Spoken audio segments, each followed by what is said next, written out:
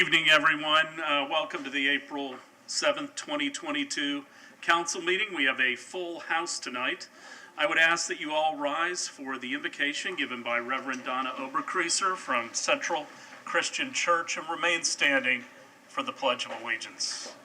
Reverend, how are you tonight? I'm great, thank you. Let us pray. Creator and sustainer, we are gathered here today to do the business of sustaining community. We come from many different places and backgrounds. We have differing beliefs and may find ourselves on opposite sides of important issues. But even when we disagree, help us remember that we need each other. Let us be willing to compromise when needed and work to celebrate the diverse nature of our community in Clearwater. We look forward to a bright future for all of our citizens, no matter their power or economic status. Put a desire in our hearts to work together for justice and to show compassion to those in our community who have great need. We pray tonight for our leaders that as they make important decisions of governance, that they will be blessed with wisdom and understanding.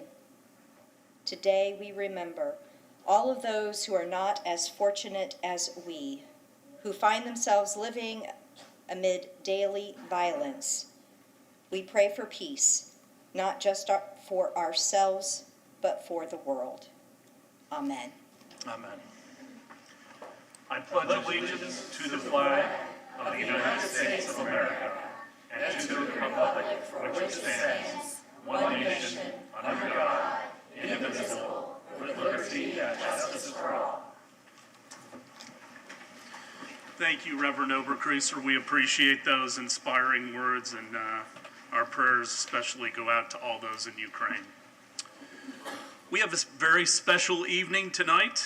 We have the swearing in of our elected officials. So if I could have Councilmember Albritton and our new Councilmember Lena Teixeira come forward, and the city clerk will be swearing them in.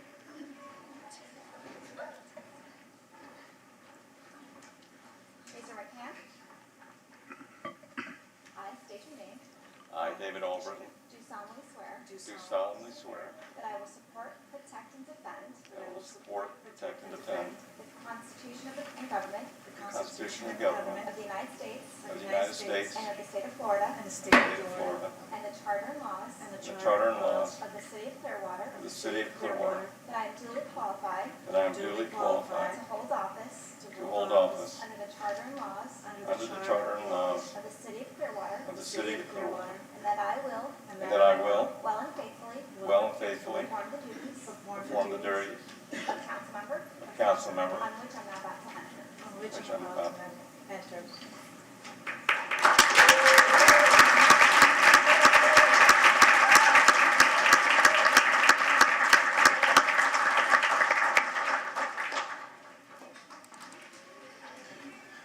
Well, I want to congratulate both of you and thank you for the fact that you have stepped forward for public service. I also want to thank your spouses, Frank and Mary Helen, who are in the audience tonight, because they often make as much of a sacrifice as their elected spouses do with the time that they're away, and they get to hear everything at home and everything else. So we thank them as well. So I will now introduce the dais now that we have a full and new council. First on my far right is City Manager John Jennings. Good evening. Councilmember David Albritton. Good evening. Councilmember Kathleen Beckman. Good evening. Councilmember Mark Bunker. Good evening. Councilmember Lena Teixeira. Good evening. And our City Attorney David Margolis. Good evening. We're going to start out with some service awards, so as I call your name, if you could come forward. First, for 5 years of service from the Fire Department, Nicholas Wolfgram.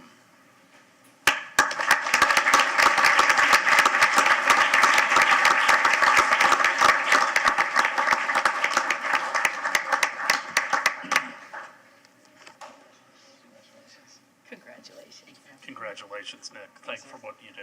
Thank you.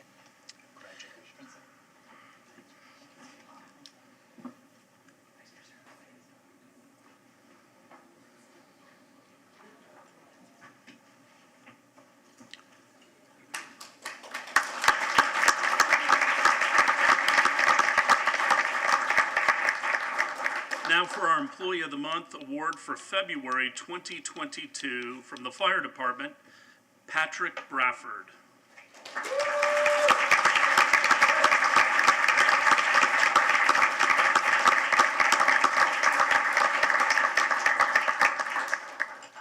Patrick Brafford, a beach lifeguard manager, February 2022 Employee of the Month. Lifeguard manager Patrick Brafford has assisted the police department countless times over the years, from locating missing citizens to helping locate wanted subjects throughout the beach district. Recently, Brafford was made aware of a group of suspects who were committing numerous beach blanket thefts of beachgoers and then committing fraud by using their stolen credit cards. One particular day, Bradford identified the suspects in question on the beach and observed them committing yet another theft. Without hesitation, Bradford quickly notified officers via the radio while maintaining constant visual observation of the suspects until the officers arrived. Without Patrick Brafford's keen observation and attention to detail, the suspects would have likely continued the rash of thefts. Bradford's assistance and quick action led to the arrest of the suspects with a successful conclusion to the investigation.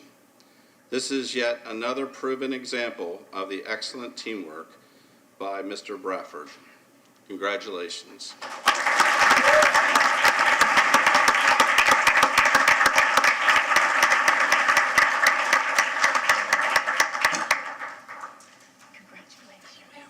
Congratulations, Patrick. Thank you. Well,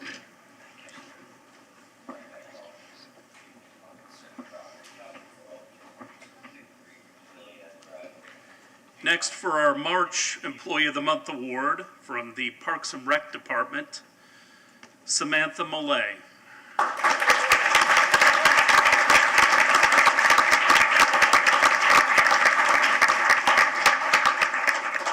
Samantha Sam Millay, Recreation Supervisor, March 2022, Employee of the Month.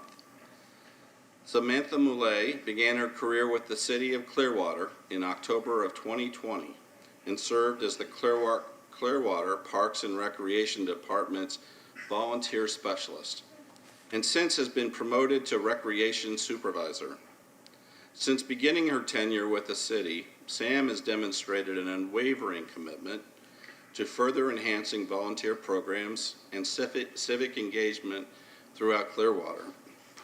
Sam has spearheaded numerous initiatives to foster innovative outreach, strategies aimed at enriching community service efforts, including the launch of the city's Give Pulse platform, allowing volunteers to view and pre-register for upcoming volunteer opportunities. Sam does not shy away from addressing problems head-on.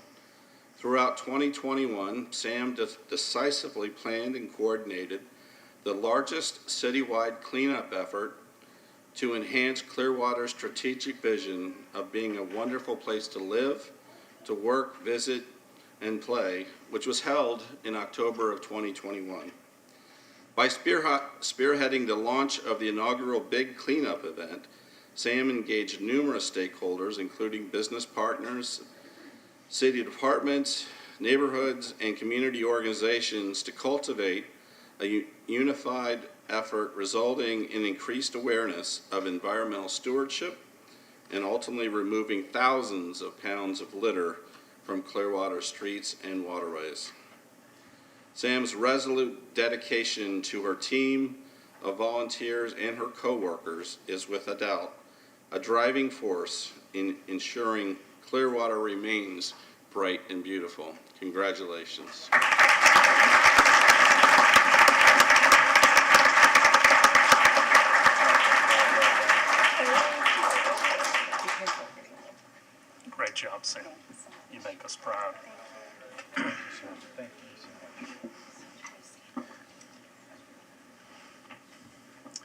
We have some proclamations tonight, but before we do, I know there's a lot of folks that want to speak this evening, and we do need you to fill out a comment card, so you may want to start doing that now, because I'll be at Citizens to be Heard momentarily. At this time, I'd like to call up Jennifer Obermeyer from the library for our library director for National Library Week. Whereas libraries are accessible and inclusive places that foster a sense of community while providing access to books, computers, training, and other technology that are critical for educational and employment opportunities. And whereas today's libraries and their services extend far beyond the four walls of a building, serving as trusted and treasured institutions for all members of the community, regardless of race, ethnicity, creed, ability, sexual orientation, gender identity, or socioeconomic status.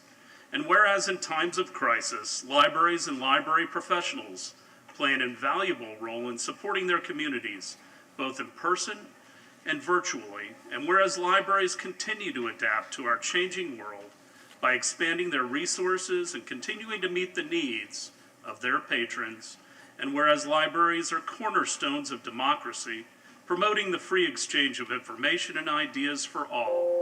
Now therefore, I, Frank V. Hibbard, Mayor of the City of Clearwater, Florida, on behalf of the Clearwater City Council, do hereby proclaim April 3rd through the 9th, 2022, to be National Library Week in Clearwater, and encourage all residents to connect with their libraries by visiting online or in person to access resources and services.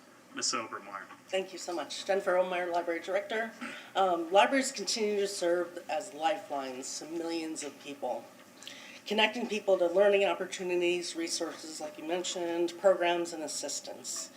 This National Library Week and beyond, I encourage all citizens to get a free library card and utilize our library online and in person to learn how to connect to technology, multimedia content, educational programs, and so much more. I want to thank all of you, Mayor, Council members, and our wonderful city management team for your continued support of our library system. And lastly, Tuesday was National Library Workers' Day. So I want to recognize our wonderful library staff who work hard and are so dedicated to serving the citizens of Clearwater. So thank you very much. Thank you, Ms. Obermeyer.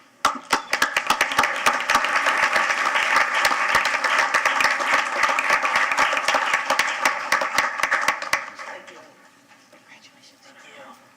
You know about the rise. If you don't know, we're in trouble. And yet sometimes I still filter. Thank you.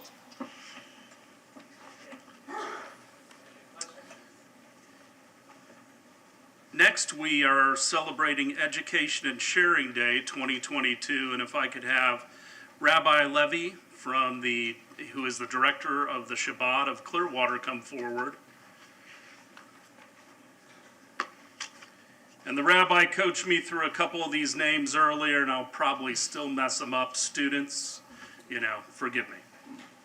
Whereas a quality education, especially in children, is one of the significant foundations of the continuing success of our state, our country, and our society at large, and in the city of Clearwater, we strive for the betterment of all of our citizens through an increased focus on education and sharing. And whereas one of the leading global advocates for the advancement of education is Lubavitcher Rebbe and Rabbi Menachem Schneerson, stress the importance of moral and ethical education. And whereas in recognition of the Rebbe's outstanding and lasting contributions toward improvements in world education, morality, and acts of charity, he was awarded the Congressional Medal of Honor, and the United States Congress established this birthday as a national day to raise awareness and strengthen the education of our children.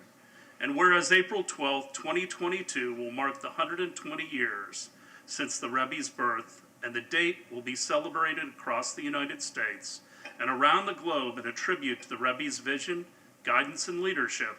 Now therefore, I, Frank V. Hibbard, Mayor of the City of Clearwater, Florida, on behalf of the Clearwater City Council, to hereby proclaim April 12th, 2022 to be Education and Sharing Day in Clearwater and call upon government officials, educators, volunteers, and citizens to reach out to those within your communities and work to create a better and brighter and more hopeful future for all. Thank you very Rabbi? much. I know you have a long agenda, so I'll just say thank you very much to everybody. I'll skip straight ahead to Mayor and let the agenda go on. Thank you very much for the proclamation, and thank you very much for your leadership. Yes, sir. Good to see you. Thank you so much. Thank you.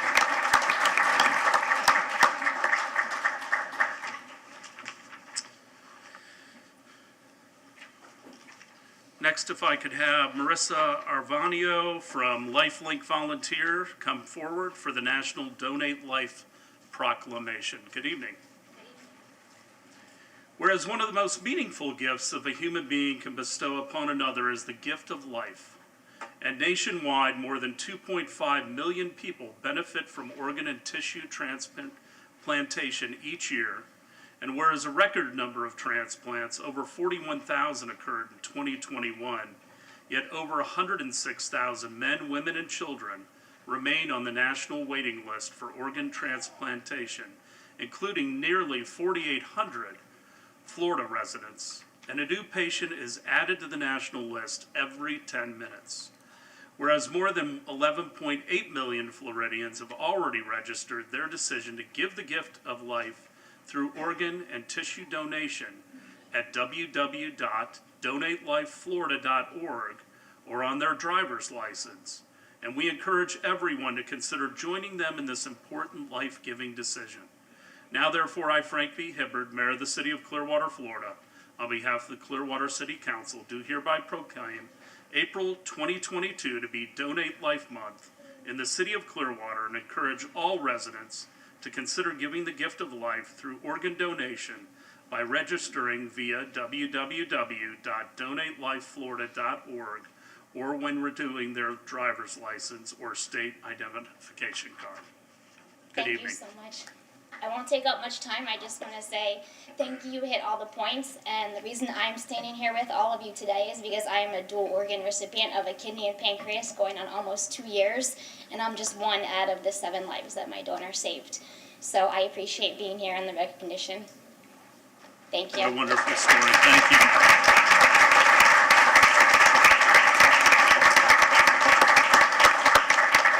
There's a little rise here. Watch out. Everybody falls, so thank you. Thank you so much. Thank you.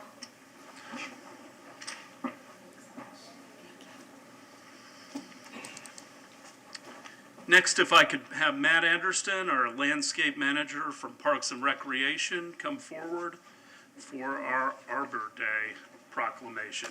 Good evening. Good evening.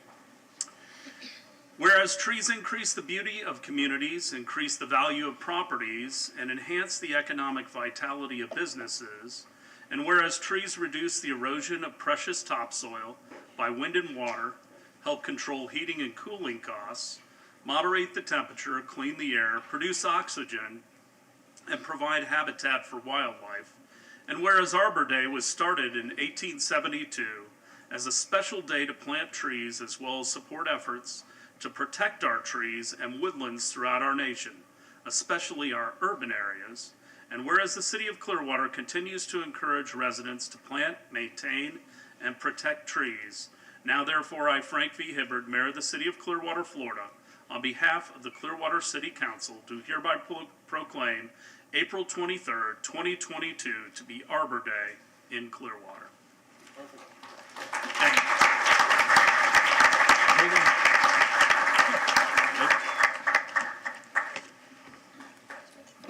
Thank you, Matt. Congratulations. Thank you, sir. Thank you. Matt, can you just tell everybody quickly how many years we have been a tree city and about our tree giveaway coming up later this month? Yeah, this is our 40th year as Tree City USA we're entering into. On the 23rd, the tree giveaway will start at 8 and runs till 1 p.m. We're giving over a little over 2,000 trees away, anything from large shade trees down to flowering accent trees and some native fruit trees. So there's a lot of variety this year. And that will occur out at the city annex off of Hercules. No, it's actually at Joe Or- D this year. Okay. 2450 Drew Street. We're doing things a little different this year. Good. So, And people can start coming out at what time? at 8 a.m. is And they when- need to bring their driver's license. Correct. They driver's license, utility bill, basically showing their residence to the city. Very good. We'll see you out there. Definitely. Thank you.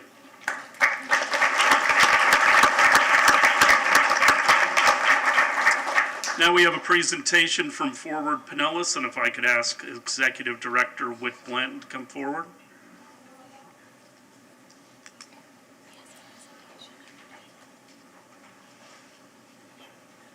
Good evening, Mayor, council members. I'm Whit Blanton with Forward Pinellas, and I'm sorry to say that Mayor Cookie Kennedy of Indian Rocks Beach, our chair, couldn't be with us tonight.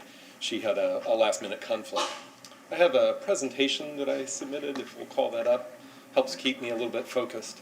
Mayor, I want to thank you for your remarks at the Resiliency Summit the other day about transportation and the importance of developing those alternatives. I thought you were spot on in what you said, and we're consistent on that, so thank you. First, I just want to introduce you a little bit about Forward Pinellas as an agency. I think most of you know, but we have some new members, and it was nice to meet you at our Delaware Park Neighborhood Day the other day. We are governed by a 13-member body of elected officials, and we're responsible for countywide land use and countywide transportation planning. We work with all the municipalities and the unincorporated county to set priorities for federal and state funding for transportation, and then to link that funding with land use decisions that are made at the local level. And while we have countywide land use authority, we really look to the cities to lead on that. And we don't dictate, but we ensure consistency of and compatibility of those plans.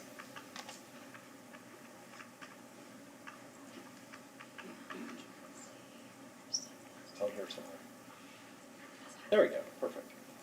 What I would like to do today is just give you a little bit of an update on some of our initiatives, and I really appreciate having just a little bit of time on your agenda today. So I've covered who we are as an agency. We are expecting increased growth in Pinellas County. We are planning for about an additional 100,000 people to move into Pinellas County over the next 25 years, and that is about the size of the city of Clearwater. So it's a real challenge for us to figure out how do we guide that growth into the most appropriate areas outside of the coastal high hazard zones and in areas where density makes sense and where we have transportation and other infrastructure in place for that. Our vision for how we plan is embodied in our long-range transportation plan, Advantage Pinellas, which puts at the center community, environment, economic opportunity, and then there's sort of a three-legged stool about mobility, improving our traffic flow and managing congestion through traffic signals and things like that, enhancing transit connections, which is really important with our downtown intermodal center here in Clearwater, and then creating trail networks and safer streets throughout Pinellas County. We have several strategic initiatives in place that have been in place, some since about 2015 when I arrived here. A vision for US 19, and again, Mayor, thank you very much for your help in getting the project US 19 from Main Street to Curlew under construction, and working out some of the right-of-way issues we had there. That project is, I'll get to it in a minute, but it's undergoing construction later this year. So we will have an interchange at Curlew Road, which is our most dangerous intersection in all of Pinellas County. Enhancing beach community access is one that's really important for Clearwater and a lot of our beach communities, and that is being embodied in a number of initiatives, including our waterborne transportation initiative. And I know you're looking at a gondola study right now, and we'll see how that turns out. Finally, our newest spotlight emphasis area is innovations in target employment and jobs access. And we established this year because we are facing incredible pressure on our manufacturing, industrial, and employment lands because of the housing crisis that we have. Those lands, in some cases, aren't as highly valued. The price for housing and the demand for housing is really high, so people want to flip those properties, but they provide really high-paying jobs. We are sometimes second, right now we're third in the state in the number of manufacturing jobs, and it's because we have the land available for that. So it's been our policy to preserve that land, and that's been an important consideration. That policy has been driven by the Target Employment Industrial Land Study from 2008.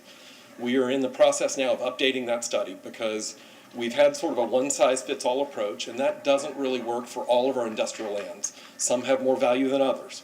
So we are now in the process of looking at a market-based analysis where we have a survey of employers who are here and also who are not here or chose to go somewhere else instead of Pinellas County, what their needs are for target employment. And when I think of target employment, it's aerospace, it's medical, it's higher wage jobs, and we have a number of those, particularly in the Gateway Mid-County area. That will also look at an evaluation of the readiness of our industrial and manufacturing lands and what we can do to enhance them and strengthen them. And we may end up with 3 buckets of industrial land or manufacturing land where some are sanctuary that we do not want to change under any circumstances. Others may be appropriate for some mixed-use development like we just had on the Jabal site down at Gandy and I-275, and then others may be something that we could say should be converted because it doesn't have good interstate access, it has other factors that may be a consideration. We expect to have the recommendations of this work done by the end of this year. The City of Clearwater and other stakeholders will certainly be involved as we move ahead, and I'd love to come back and present some findings and recommendations for your consideration when we're done. The other major project that affects the City of Clearwater is what we're calling our investment corridor transition plan. And out of all the corridors in the county that we identified as potential investment corridors for redevelopment and for transit, we chose alternate US 19 from downtown Clearwater all the way down to St. Petersburg as the priority corridor to look at. And we've just kicked that project off this month. It is a state highway, and we are working in partnership with FDOT and with Pinellas County and the cities along the way. Pinellas County has an interest in regional stormwater along this corridor because of impacts to Lake Seminole. Largo is very eager for redevelopment, and I think the City of Clearwater has some interest in redevelopment along this corridor as well. And it would tie into the Sunrunner bus rapid transit project that is under construction between downtown St. Petersburg and St. Pete Beach. So this would be the second or third of our regional transit networks that we're looking to develop here. And the idea would be limited stop express bus service to start, and then maybe that would evolve into bus rapid transit or something else over time. But this is primarily a redevelopment strategy because we see Alt 19 with a lot of its aging retail and mobile home parks and other types of uses as an opportunity for new housing and affordable housing. But it's also the best corridor in the county to link housing that's affordable that exists today with higher wage jobs and job training opportunities that exist today. So this is a great opportunity. This will probably take about 16 months to finish, but we hope to have some very strong recommendations and a lot of support from the communities along the way as we proceed. Next project, the waterborne transportation that I mentioned a little bit earlier. We've had a committee looking at this for about a year now. I appreciate the City of Clearwater's efforts over the last several years to initiate that service in conjunction with Clearwater Ferry. Our goal is to get that service back up to pre-pandemic levels, 2019, where it operates as functional public transportation. Right now it's sort of a subscription-based or on-demand reservation service. As you know, PSTA would move into an oversight role, administration role, which would allow an easier transfer of grants and federal and state funding opportunities for that service. We have presented to our board, and they've adopted a phased implementation plan that has phase 1 is that restart of the Clearwater Ferry between Dunedin, Clearwater, and Clearwater Beach. Phase 2 would look at services in the Johns Pass Village, Treasure Island, and St. Pete Beach area. And then the Cross Bay Ferry has been pretty successful operating in the city of St. Petersburg, and we'd like to see that continue as well. The major transportation projects, just a little bit of an update of what's going on in Pinellas County. The Gateway Expressway, which is a tolled facility that will connect US 19 to 275, avoiding that bottleneck at Ulmerton Road, is on pace to be completed in March or April of 2023. It will be a fixed toll, but it will provide that direct connection between 19, Bryan Dairy, and 275.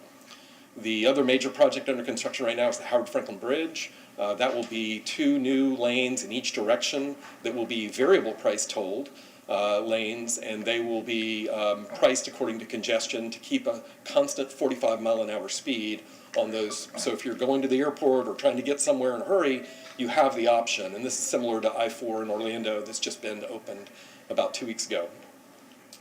In addition, the West Shore Interchange, nothing happens good without the West Shore Interchange being completely redone.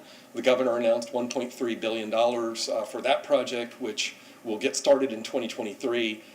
The bad news of that is it'll be about 6 years of construction because you're dealing with the veterans, State Road 60, and I-275. But it will have an enormous economic benefit by opening up that bottleneck to Pinellas County and to our airport. I mentioned US 19, Maine to Curlew. It's going to be a 3-year construction starting this year. The bids will be let in June. We have successfully gotten the DOT to build in overpasses and underpasses every half mile. I think that's really important for accessibility so that we don't have to go back like we're doing now and building a $7 million overpass at Harn Boulevard. Build it into the project, do it right, do it for a lot cheaper with the project, then come back after the fact. And I think this will sustain our growth in that area as redevelopment happens. The north gap of the Pinellas Trail through the countryside area is nearing completion. It's taken a little while with utilities and things like that, and there were some alignment concerns among the neighborhood out there. Those have been resolved, and that will be completed this year. I'm also told, as of about 2 weeks ago, that the county has resolved the alignment concerns in the Whitney Road area for the southern gap to go forward. So this will all end up as part of our 75-mile trail loop around Pinellas County. And then we are now working on the east-west connections into that loop. Northside Drive is another part of that connection as well in the city of Clearwater. I mentioned the Sunrunner opening in 2022, and I don't know how well people can see, but we do have an application on our website. It's a interactive transportation improvement program map. So you can go on there and you can click on any project in Pinellas County. These are just a few highlights. And you can see what the project is, what it costs, who's funding it, and when it will be done. I mentioned about the growth that's happening in Pinellas County. This is a map we put together about the growth that's occurred in our county over the last 5 to 10 years. And you can see that a lot of that growth is happening in the city of Clearwater, right there in the Gulf to Bay, US 19 area, and in the US 19 corridor in general. The darker purple areas on this map are the high growth hotspots in Pinellas County, and we see those continuing for the foreseeable future. Because of that growth, we know we need to keep pace with transportation, and we need to develop better transportation alternatives for people to get around our region. So we are working with the Tampa Bay Area Regional Transit Authority on a rapid transit study in the US 19 corridor between Pasco, State Road 52, and the Gateway area here in Pinellas County. That project's not yet ready with alternatives, but we're looking at where those station locations would be and how it could be designed within the US 19 corridor as we continue that work up north to the Pasco County line. The Duke Energy Trail overpass at Gulf to Bay, that alignment study is underway. That is a serious safety concern. And that will also provide better east-west because we won't be stopping the traffic for the 45 seconds that it takes for pedestrians to cross at that location. US 19 resurfacing is beginning soon for Drew Street to Sunset Point. The DOT is building into that safer frontage roads and wider sidewalks as part of those frontage roads on US 19. So we expect that to happen in the next couple of years. And then we have the Courtney Campbell Trail overpass planned for 2023, 2024 at the Gulf to Bay and State Road 60 in Bayshore. And then I mentioned the Harn Boulevard overpass. Construction there is just about to be underway. Every year before July 1st, we adopt an annual list of transportation priorities. And this is how we tell the Florida Department of Transportation what's important in Pinellas County to fund in the 5-year work program. That call for projects stems from, or that priority list stems from a call for projects that we issue every summer. And so we certainly encourage the city of Clearwater to identify projects that can be done in the next 5 years, either in the planning, right-of-way, acquisition, design, or construction phase, and submit those, and we'll put them on the list. They are scored and they are ranked. We currently have a list of about 30 projects, which, okay, Hillsborough's is over 100, so I think we're doing okay. But we use that list to continue to work that 5-year work program, and the department has been a really great partner in moving those forward. And I really want to stress the importance of partnerships and collaboration in getting transportation done. None of us can do it on our own. DOT can't come in here and do projects on their own. They need the support and they need the partnerships to design the projects with people in mind, with communities in mind. And then we can't do it. We don't have any money of our own, but we are the conduit for consensus on these projects. And then we need the cities, and we need PSTA, and we need agencies like that to help influence that design and bring dollars together collaboratively. Because somebody's going to build it, and somebody's going to need to maintain and operate it. And that's where that partnership really is important. We are also doing a lot of technical assistance. One example here in the city of Clearwater is the Sunset Point Trail Crossing Study at the Duke Energy Trail at Sunset Point. That's a 4-lane road. It's a 40-mile-an-hour road, and right now there's a flashing beacon for that crossing. There have been a lot of concerns expressed about the safety of that crossing. We did a before and after study, and we identified a number of deficiencies in that design that Pinellas County is correcting, and we think we'll have a safer condition. Some of those changes have already been made. There's now 2 rapid flashing beacons and advanced signage that wasn't there before, and we think we'll see some improvements there. But it's that before and after that's really important, whether it's complete streets or safety projects, where we want to see tangible outcomes of success. Finally, turning to Safe Streets Pinellas, last year we had 165 people who lost their lives on our roadways. This year we're already up to about 35. We lead the state in the rate of fatalities and injuries based on our population size. We are double the national average. We have a problem. So we have adopted Safe Streets Pinellas as our Vision Zero goal. The target is a 20% reduction in serious injuries and fatalities over the next 2 years. We know that's achievable because within the last 5 years, we had those numbers and we've continued to increase. So we can get back there, but it's going to take concerted effort on the part of education, law enforcement, engineering, and encouragement. So I have a number of cities. I think we have 7 cities that have adopted. Safety Harbor is next week, as well as the city of St. Petersburg next week. I encourage the city of Clearwater to consider adopting the Safe Streets resolution. It does not commit you to any specific project. It commits you to working in partnership with us to drive down fatalities and injuries on our roadways. We have met with your staff. We've sent the draft resolution. Safety Harbor is making a couple of tweaks to it. Pinellas County made a couple of tweaks to it. It's your document. We just want to see that support. And I'll get to an important reason why in just a moment.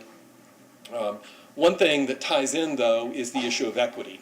Last week, I'm very proud to say our board adopted an equity action plan. What's highlighted on this map are our communities of concern, where we have a higher percentage of people who are transportation disadvantaged, they don't have a vehicle available, or they are low income, in poverty, or they are elderly, or some other factor. These are areas of concern. There are barriers to transportation opportunity and economic opportunity in these communities. And it's important that we address some of those issues. 70% of our high injury network is in 30% of the Pinellas County. 30% is these areas. So it's a imbalance in our community. The federal government has come through in a major way, unprecedented funding for transportation through the bipartisan infrastructure law. We are still waiting on some of that guidance. But there is a lot of money coming down the pike. Some of it is formula funding that we will get as of right by being a large MPO and a county of our size. And we're looking forward to that. We have 30 projects on our priority list that we need to fund. But in addition to that, most of this new money is competitive grant programs. And I really want to stress the importance of partnerships. If we don't work together and collaborate and identify priorities to go after these different buckets of funding, we will not be successful. One of those that will be issued in May is the Safe Streets for All program. And that money does not go to the Florida Department of Transportation. It goes directly to cities and the county and to us. And so it will be competitive, but we think we can have some good projects funded. So I would encourage your staff to work with us to identify safety projects that can either be in the planning phase, design phase, or construction. This is not shovel-ready from 2008. This is shovel-worthy. So it means projects don't have to be ready for construction. There will be some local matches and maintenance commitments. So not all that has to come from the city of Clearwater, of course, but it is something that if we build a trail, you'll have to maintain it. If we build a road, you'll have to maintain it. So that's really what I wanted to cover today, and I wanted to see if you had any questions for me. But again, thank you so much for the time. Thank you so much for the partnership. And Commissioner Albritton, thank you for your service on our board. Thank you, Mr. Blanton. Any questions at this time? I'd like to see the resolution.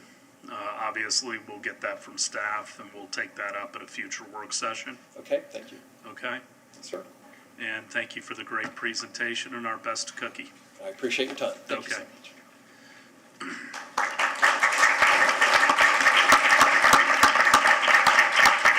I would ask if there are any amendments to the minutes of the March 17th, 2022 council meeting. Hearing none, do I have a motion? Move to approve the minutes. Second? All in favor? Aye. Opposed? Unanimous. At this time, I want to open it up to citizens to be heard. So if you want to speak to any item that is not on the agenda, you can find agendas off to my right in the back of the room. Please come forward. We ask you to sign a card and to state your name for the record. Mr. Duran. Mr. Mayor, council members, Mr. Jennings, Mr. Margolis, Michael, Rose, Nicole, I'm compelled from time to time to come before you to report that I'm still John Duran.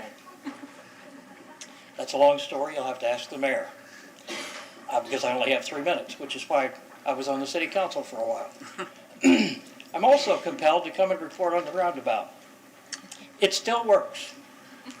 However, I was at the beach today, and I must say, it doesn't work as well as it did 10 years ago. It seems that every time improvements are made, it takes a little longer to make it work.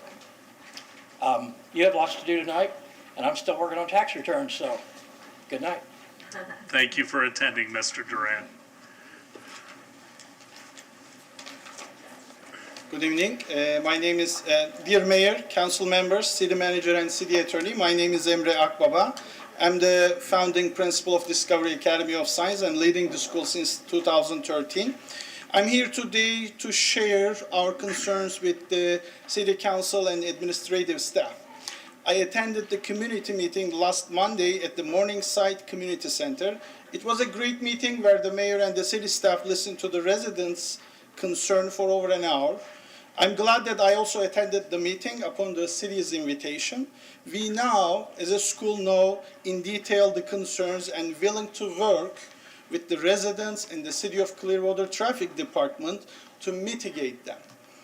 However, there is a part that we have concerns, and it is my duty to share them directly with the City Council and the administrative staff tonight. Concise information about this project. We have approved and closed a bond which Pinellas County Educational Facilities Authority issued for $16 million. This closing took place on February 25, 2022. According to the City of Clearwater SLA Citizen Access Report, the traffic plan was approved by staff engineer Dave Laramore and Albo Banner, led by Department Manager Omar Atalla, on January 21st, 2022, 2 p.m. And to this moment, it is still shown as approved on the Excel system. Based on the approvals and then the plot approval on January 25th by the City Council with a 7-0 vote, which I was here with this council, then we proceeded with the closing of the bond financing. All closing costs are paid on the closing date. The amount is nearly $1 million. Professional engineering, traffic planning and design firm and the city traffic department agreed on a methodology before starting the traffic impact study for this project. Following the agreed upon methodology, a study is completed and submitted to the city for review. The plan received its approval on January 21st. The traffic impact study shows the current roadway level of service for Nursery Road is a level C. We can see that. That's the whole idea. After the development and with the background projection of 5 years, the projected roadway level of service is still a C.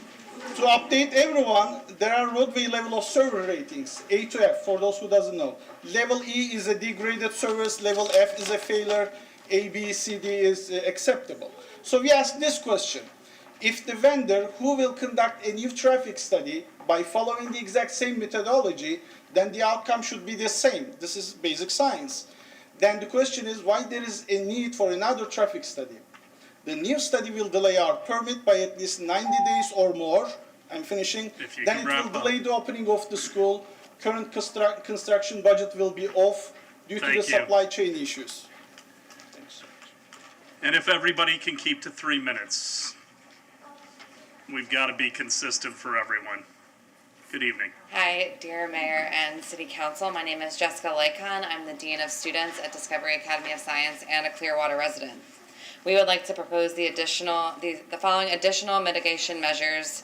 One, the school will officially adopt a bell schedule that will create a minimum 30-minute gap between the drop-off and pickup times for elementary grades K through 5 and middle grades 6 through 8, and this policy will be written in our school handbook. 2, the school will contract with either Pinellas County Sheriff's Office or Clearwater Police to assign a deputy for dismissal traffic control. Currently, we are doing this, and parents do not wait more than 10 minutes in our car line. 3, we want the residents to know that currently 30% of our students are siblings of each other, which means that they are dropped off and picked up by the same vehicle, and this will lower the amount of traffic on Nursery Road.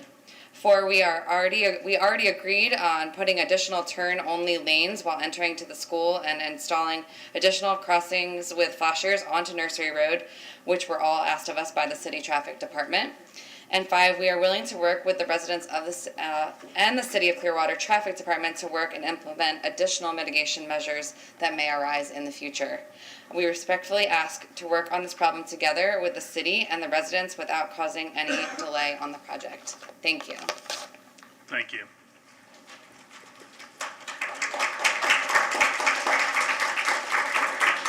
Good evening.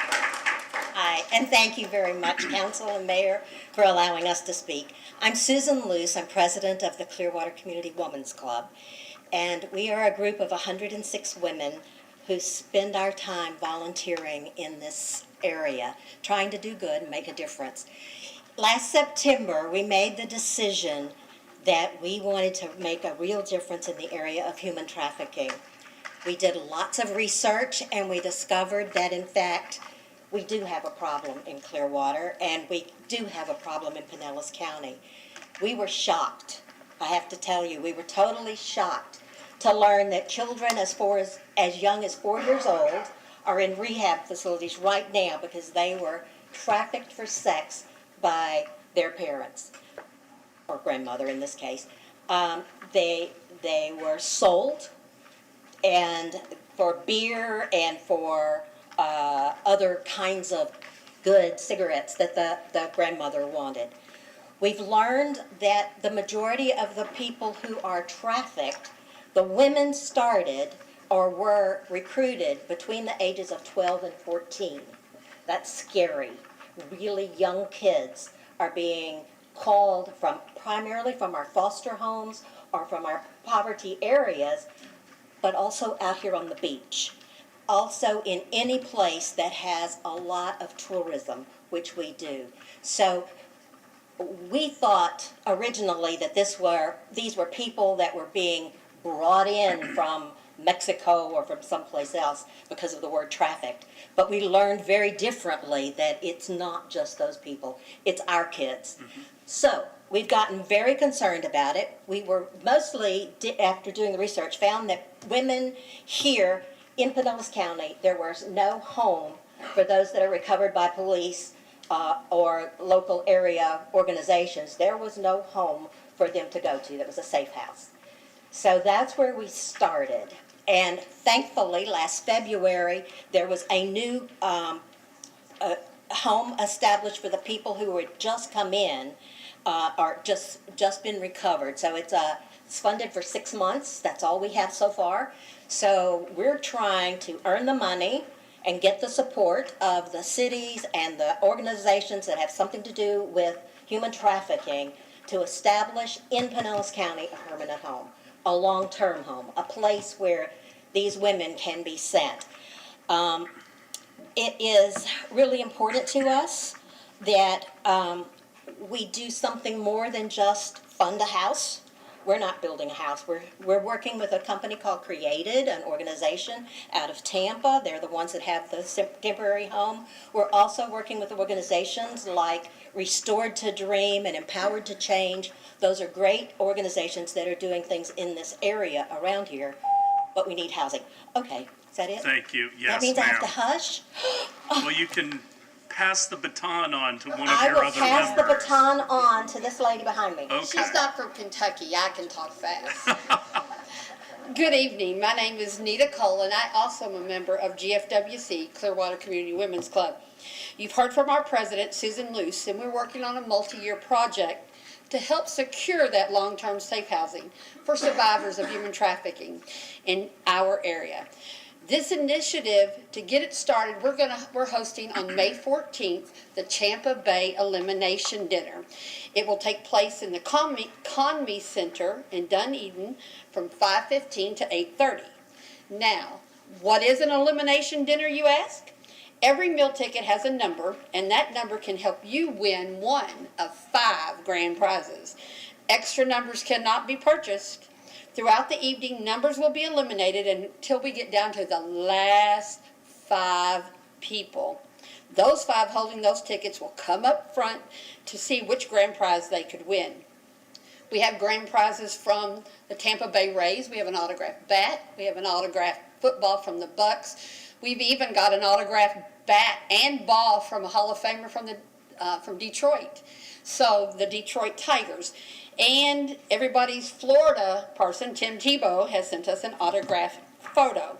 Our goal is for everyone to go home with something from the evening, whether it be an elimination token, a game prize, or a wonderful auction item. Now, how can you get involved? There are 5 levels of sponsorships, ranging from being a team member to a world champion. You may want to put an ad in our program because many of you have your own businesses and work outside and have wonderful families. Tickets are still available and can either be purchased on our website, ccwcflorida.org, or by mailing in a ticket form, which is in that packet you have. So please join us on May 14th when the doors open at 5:15, dressed in your favorite team gear. Our MC, James Tully, anchor from ABC Action News, will lead us in an evening of good food from Delectables Catering, sports trivia, games, 50-50 tickets, live auction, silent auction, and much, much more. We need your support. We are a Clearwater Women's Club. We need your support to secure a long-term safe house for survivors of human trafficking, so we hope you will join us. Thank you for your time. Thank you, ladies. That is I beg your pardon? I said I could do You that. still had some time. Thank you, ladies. I would encourage, my wife has worked on human trafficking through the Salvation Army, along with Councilmember Teixeira. I think you ought to reach out, because, okay, very good. Thank you very much. We appreciate it. Thank you for your endeavors. Very, very important. And if you see something that looks strange, report it. Absolutely, please. Not quite as important as human trafficking, but in keeping with the Arbor Day theme, I'm Ingrid Anderson. I'm here to talk about the enforcement of tree permits at Harbortown condominiums in Clearwater. Harbortown is an 11-acre property along the scenic corridor, entering the city from Courtney Campbell down to Safety Harbor, at the end of Drew Street, over to Ream Wilson Trail. I have been president of that board. I've lived there for 35 years or more. I know the budget, I know all the trees. I was responsible for planting about 400 trees and plants on the property. In the last 5 years, some investors and businessmen started controlling the board. There have been over 50 trees taken down in the last 4 to 5 years. It's a travesty. That is a uniquely Floridian landscape. There are actually hills and winding roads. It is beautiful, and it's being turned into what is essentially a lower-end rental community that you could find in any suburb in America. What has happened is the city issued 30 tree permits to take down trees, but required 30 replacement trees. Harbortown never planted them. In 2019, I had a long discussion with Bill Horn, and he made some attempts, but I don't know exactly what happened. But it failed. More trees were taken down without permits, and again, there were 2, I think, surviving replacement trees out of the 51. This is really a travesty. The city attempted to work with Harbortown at one point after my many discussions with people in the city and the planning department, and I met with Matthew Anderson, and I've met with many, many people. We need those permits enforced. We need them enforced now. This is not a discussion about whether the trees should have come down or anything like that. The trees are down. We want those 30 replacement trees now. We don't want to listen to any excuses. They are repeat offenders, 50 times repeat offenders. They will give you every excuse in the book, and there is a total lack of transparency. I have lots of experience on that property, and I've written the budget. They now have an $800,000 a year budget, and to get these trees in, the 30, plus I want another 20, because I recently discovered by looking at landscaper invoices that another 20 were taken out without even getting permits. The city has wrongly believed that they tried to comply. That is false. They are repeat offenders. Thank 30 you, Ms. days, Anderson. 30 trees. Thank you, ma'am.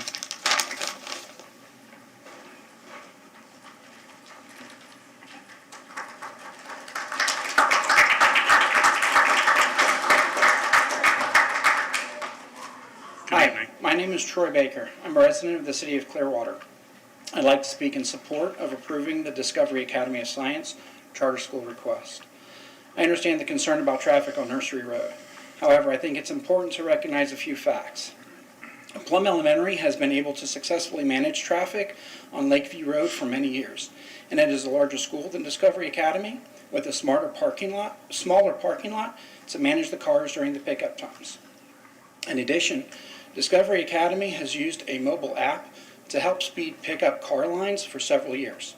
The vendor boasts the reduced car pickup times by an average of 15 minutes per day. I've lived in this area for nearly my entire life. I attended Plum Elementary, Oak Grove Middle School, and Largo High Schools. I remember the strong schools this area used to have from personal experience and how my parents chose to move to this area of Clearwater specifically because of the school system. However, these same schools are now passing at most 54% of their students in reading, 57% in math, and 64% in science on the state assessment tests.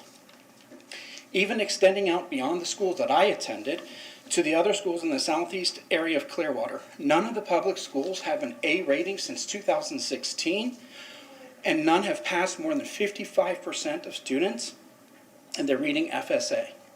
Is this really the schools this council wants for this area of Clearwater when you have an opportunity to expedite and approve the opening of a successful charter school into the area?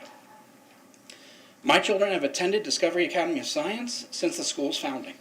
We have watched this charter school grow from humble beginnings to where it is today, busting at the seams and looking to grow to better serve the community. The school has been an A-rated school every year except one since 2016, and we passed over 72% of our students in reading, math, and science. To further this point, my son graduated Discovery Academy of Science last year and started Countryside High School with 6 high school credits. Almost his entire freshman year of high school was completed by the 8th grade, along with many in his class. Having more school options for our residents will only help Clearwater, and this area of Clearwater in particular, become the thriving area it once was for families and children. I think the benefits of opening a highly achieving charter school with years of solid A ratings far outweigh the possible traffic concerns. Thank you for your time. Thank you, Mr. Baker.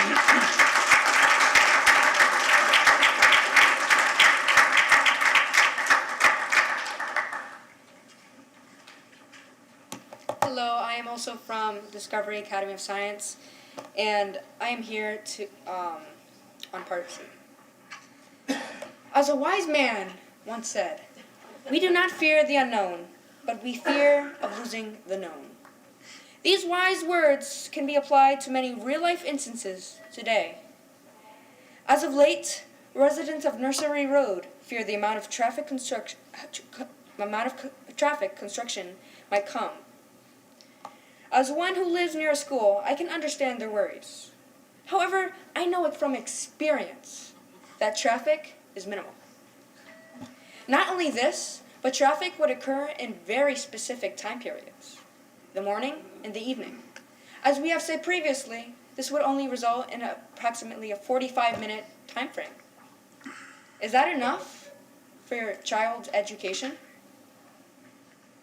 By taking time to redo this traffic study, you are taking away valuable monies from our school. This money could be put towards amenities. This could include a playground for children to play.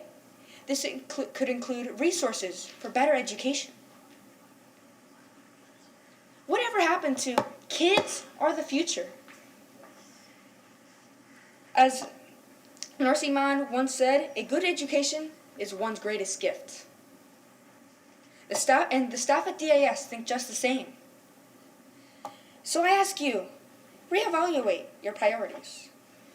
What is more important to you? A few minutes of traffic or the possibility to change education in the community for hundreds?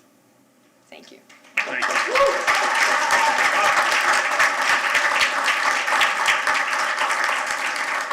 I might as well just turn around now. I can't beat that. Mr. Jennings, City Council. My name is Samuel Hutkin, Clearwater resident, president of the Clearwater Beach Association. I actually just came here to kind of pay it forward. In a sense, recently I've gotten many appreciative emails and calls for my community involvement. Sometimes we don't often get to hear that. Watching your meetings through the years, I've noticed many people come up here to criticize and attack even this board. I personally know how hard it can be to attain those seats that you sit in today. Again, special congratulations to you, Lena, and you, David. I know you will represent the city proudly. I simply came here to say thank you. Thanks for stepping up and taking the slings and arrows from people I feel don't represent many of the constituents that I could say comfortably support your time and your commitment to this city.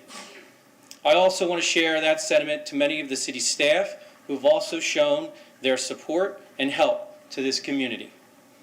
I cannot forget our team of men and women in blue, led by Chief Slaughter. I believe it is one of the best in the country. We are blessed to have you all. Thank you for your service.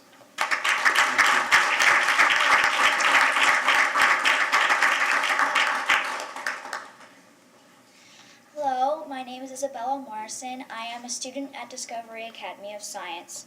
Dear esteemed members of the Clearwater City Council, I come before you today to request you to allow my school, Discovery Academy of Science, to establish a new campus on Nursery Road in Clearwater. I feel this campus would be a benefit to the people of Clearwater and Pinellas County because of the educational opportunities it provides to students like me. For example, I am currently in the 8th grade and enrolled in courses that typically are not offered to middle school students until high school unless they are enrolled at a gifted school. These courses include Geometry, Advanced World History, English 1, Biology 1, Spanish 2, and Computer Science DIT. Discovery Academy of Science does not require students to be gifted to take these advanced classes, making the opportunity it provides an essential service to the young minds of our community. Our school is for everyone. By approving the establishment of our school on its new site, you will increase the number of students Discovery Academy of Science serves and those who can benefit from these advanced courses. The other reason I believe you should stand by your approval of Discovery's new campus is because I believe students benefit greatly from staying within the same school and with the same group of students for their entire education from kindergarten through 8th grade.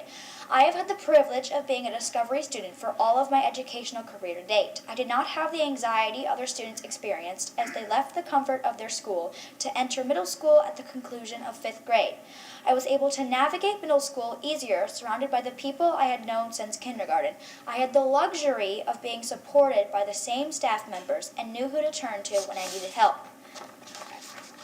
For a teen, this is crucial to our emotional well-being and educational development. If you choose to rescind our school's request to build a new campus on Nursery Road, you are denying other children the education I have been blessed with. I respectfully request that you approve the building of Discovery Academy of Science's new campus, because the benefit it provides the students of Clearwater and Pinellas County is far greater than any of the potential concerns. Thank you for your time.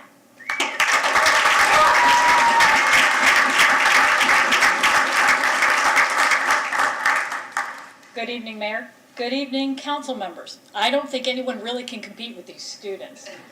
I'm a Discovery Academy of Science mom. That's my son right there, David. He's in 4th grade in Miss Bell's class, and yes, I did teach him that he had to wave at you after I mentioned his name. David started his academic career at public school locally where we live. We live in Palm Harbor. And at the end of his kindergarten year, I got a report that said his reading level was one of the highest of the students in his class. I didn't get to hear about that during his kindergarten year. I just got to hear that he really couldn't sit still during circle time. In 1st grade, my husband and I started looking for alternatives, private schools, charter schools. We had a family in the neighborhood who had 2 students in Discovery Academy of Science. So we put our name in the lottery, and we got in. I was a little nervous, a little apprehensive. They were an A-rated school, and I had done my research before I went in the lottery. But I also talked to some people, and I knew that I could put him back in his own school if it didn't work out. Within the first few weeks of 2nd grade at Discovery Academy of Science, I realized we were in a community. I wasn't a parent in the outside looking in my child's education. I was actively involved in my child's education. And he has thrived. This is truly, truly a community. For these students, the sky is the limit.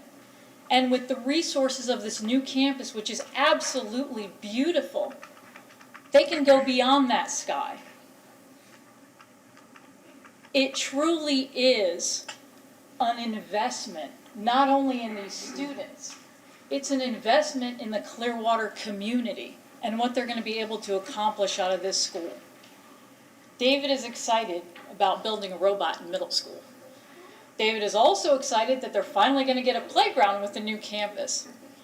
I'm excited that my 4-year-old is going to be going in there. Sorry about this, guys. You're going to have 2 of them. My 4-year-old is going to be going in there at kindergarten.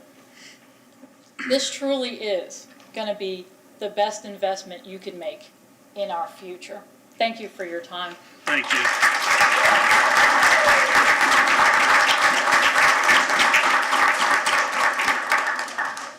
My daughter goes to that school, but that's not why I'm here. My name is Aaron Smith-Levin. I live at 1615 Harvard. Last month, for the first time in Clearwater's history, a city council candidate endorsed by Scientology won their election with a margin small enough that the Scientology vote itself was the determining factor in the outcome of the election. I'm referring, of course, to Lena Teixeira. 2 years ago, Scientology told all of its members to vote for Kathleen Beckman and Frank Hibbard. Last month, Scientology told all of its members to vote for David Albritton and Lena Teixeira. Kathleen Beckman, Frank Hibbard, and David Albritton all won their elections with sufficient margin that the Scientology vote was completely irrelevant in the outcome of those elections. Only Lena Teixeira was so unpopular with Clearwater voters that the Scientology vote itself accounted for more than her entire victory. That has never happened before.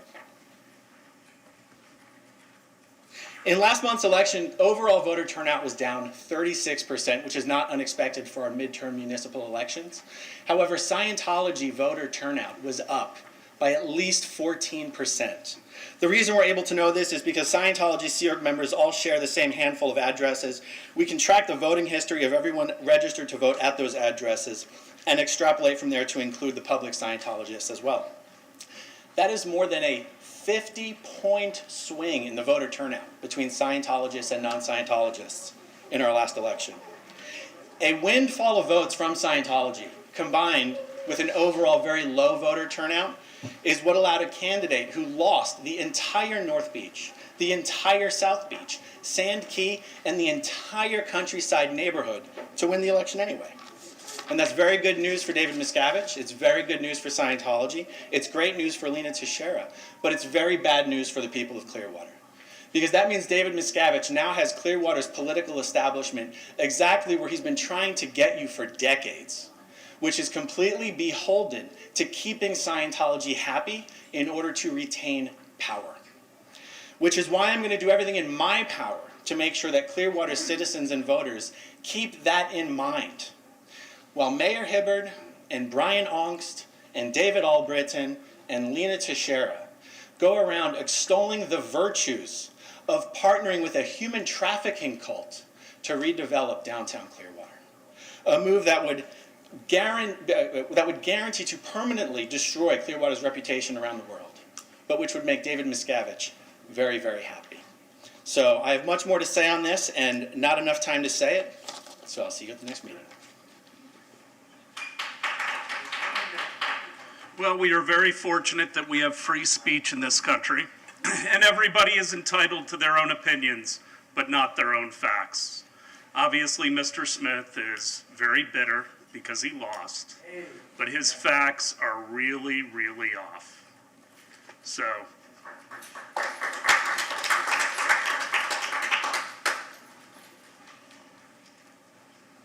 good evening, Mayor Hibbert, council members, Mr. Jennings, Mr. Margolis, and staff. My name is Rudolph Michaelek. I live at 855 Bayway Boulevard, Clearwater Beach, which is known as Clearwater Point. First, I want to take this opportunity to congratulate our newest council member, Lena Teixeira, and also to congratulate again elected David Albritton.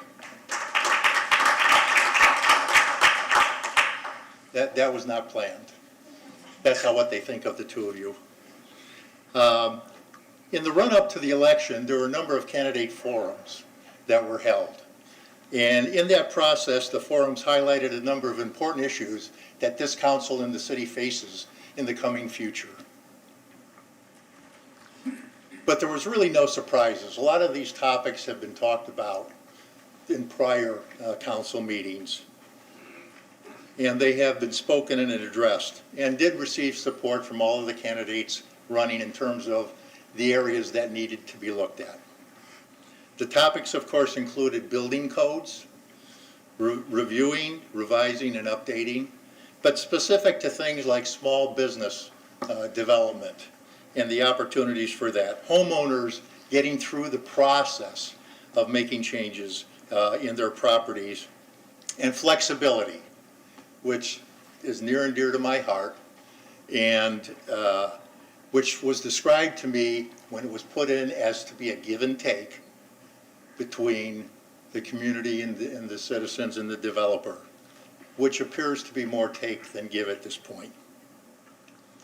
Speaking of those building developments, another issue that faces us is building vacancy in and near the downtown Clearwater area. Obviously something that staff and the council will need to address and has been addressing. Housing for our ever-increasing needs of employees for our businesses is increasing. That may bring with it density as an issue, and environment as another opportunity to be dealt with. The council will need to respond, support, and work with all the citizens of the community in this endeavor. We also have new leadership among the staffing of the city, which may require some organizational staffing structure changes and filling of vacancies. My hat is off to all of you. You have a horrendous task in front of you. I want you to know that irregardless of my statements in the past, you will always have my support to get things done, and I definitely appreciate what this council has and will be doing in the future. Thank you. thank you. Anyone else for citizens to be heard? I wish all the students and parents had not left, because I wanted to make a comment, but we got a little bit interrupted and they all ran off. I'll give you a moment. Just let me make a comment before any of the other parents and students leave.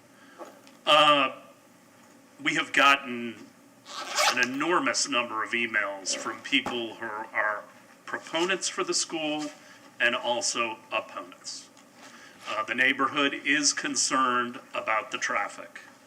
There was a noticing glitch initially. That was a mistake by the city. We have rectified that.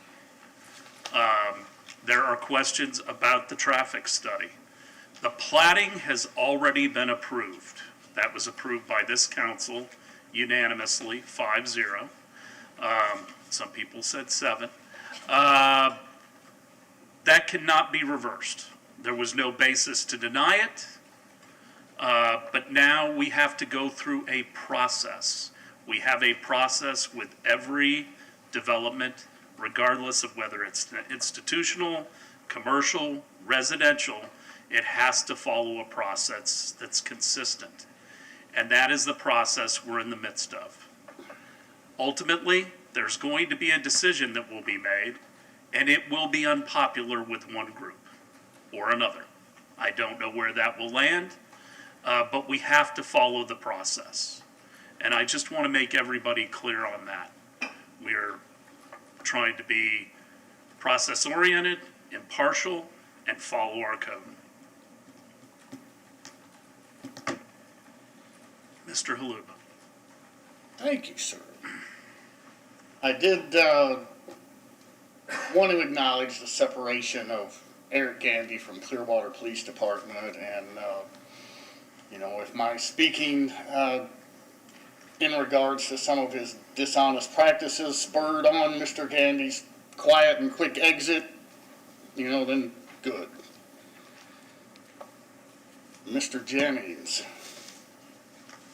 you informed me in an email that Mr. Hatcher, via Mr. Slaughter, was instructed to take down his social media postings. That didn't happen. So something's going on. There's some more dishonesty between, you, Slaughter, and whoever. Come on, I'll put that up there. Oh, what am I doing wrong? And as you can see, hopefully here, he's on Instagram. He posted this.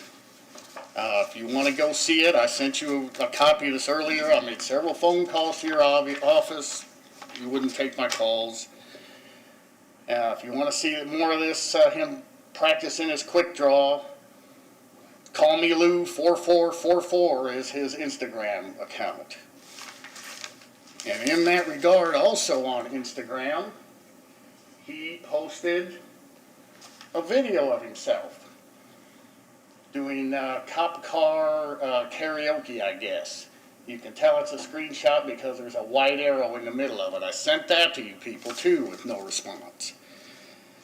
Now, Mr. Hibbert, I've heard you say before that, Branded City Police Department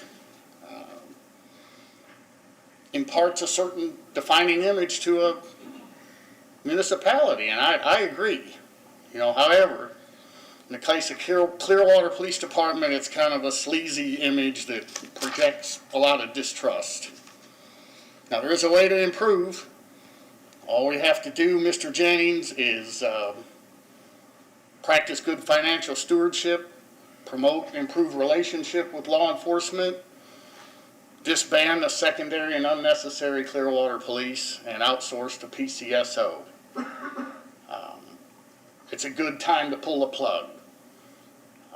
Mr. Gandy is retired. It's very difficult to hire good police officers because of Clearwater Police secondary status. And I believe Slaughter's impending retirement and exit is coming, and I'm sure he can be bought out to be shown the door. We need to disband Clearwater Police. Thank you, Mr. Haluba. Anyone else for citizens to be heard before I close the opportunity? Okay. I would ask if there are any items from the consent agenda, items 7.1 through 7.26, to be removed by council members or from the public. Seeing none, do I have a motion? I make a motion to approve agenda items 7.1 through 7.26. Second. All in favor? Aye. Opposed? Unanimous. 8.1. Approve the annexation initial future land use map designation of residential urban and initial zoning atlas designation of low medium density residential district for 3065 Cleveland Street and pass ordinances 9549-22, 9550-22, and 9551-22 on first reading. Good evening, Gina Clayton, Planning and Development. This vacant parcel of land is located on the south side of Cleveland Street, just west of McMullen Booth Road. The applicant is requesting annexation so they can incorporate this parcel, into the Calvary Church campus with the goal of using it one day for parking. The property at this time would be designated residential urban on the future land use map and zoned low medium density residential. However, at the time that the church chooses to move forward with using it for parking, they would need to come back and do a rezoning and land use plan amendment to institutional. Staff is recommending approval of the annexation as the property is contiguous to city boundaries on all sides, will not have any adverse impacts on city services, and is consistent with the comp plan and the code. Be happy to answer any questions. Any questions for Ms. Clayton? Anyone from the public to speak to item 8.1?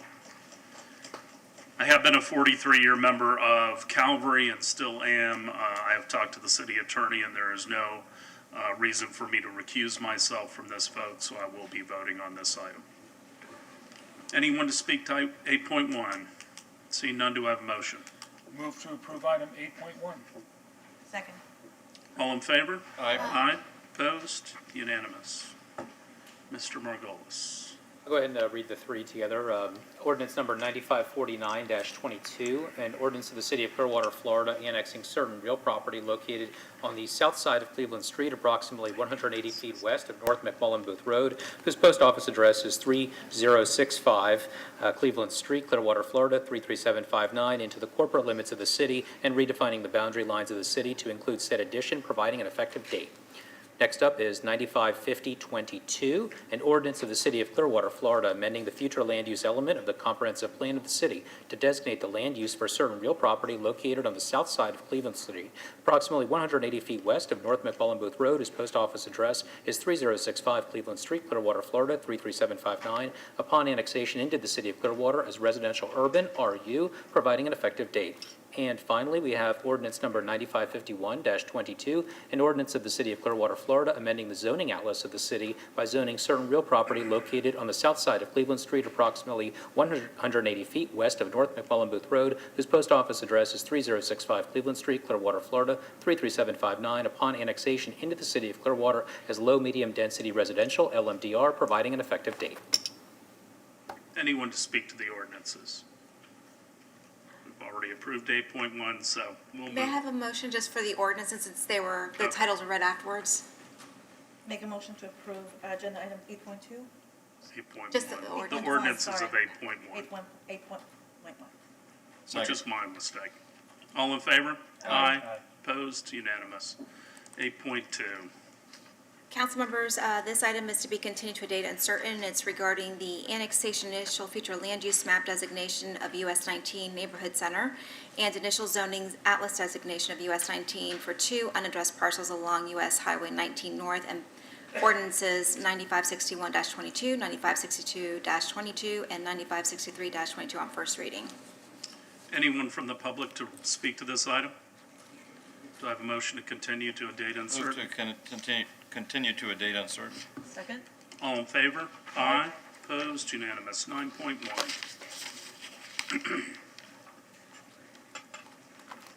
Yes, you may.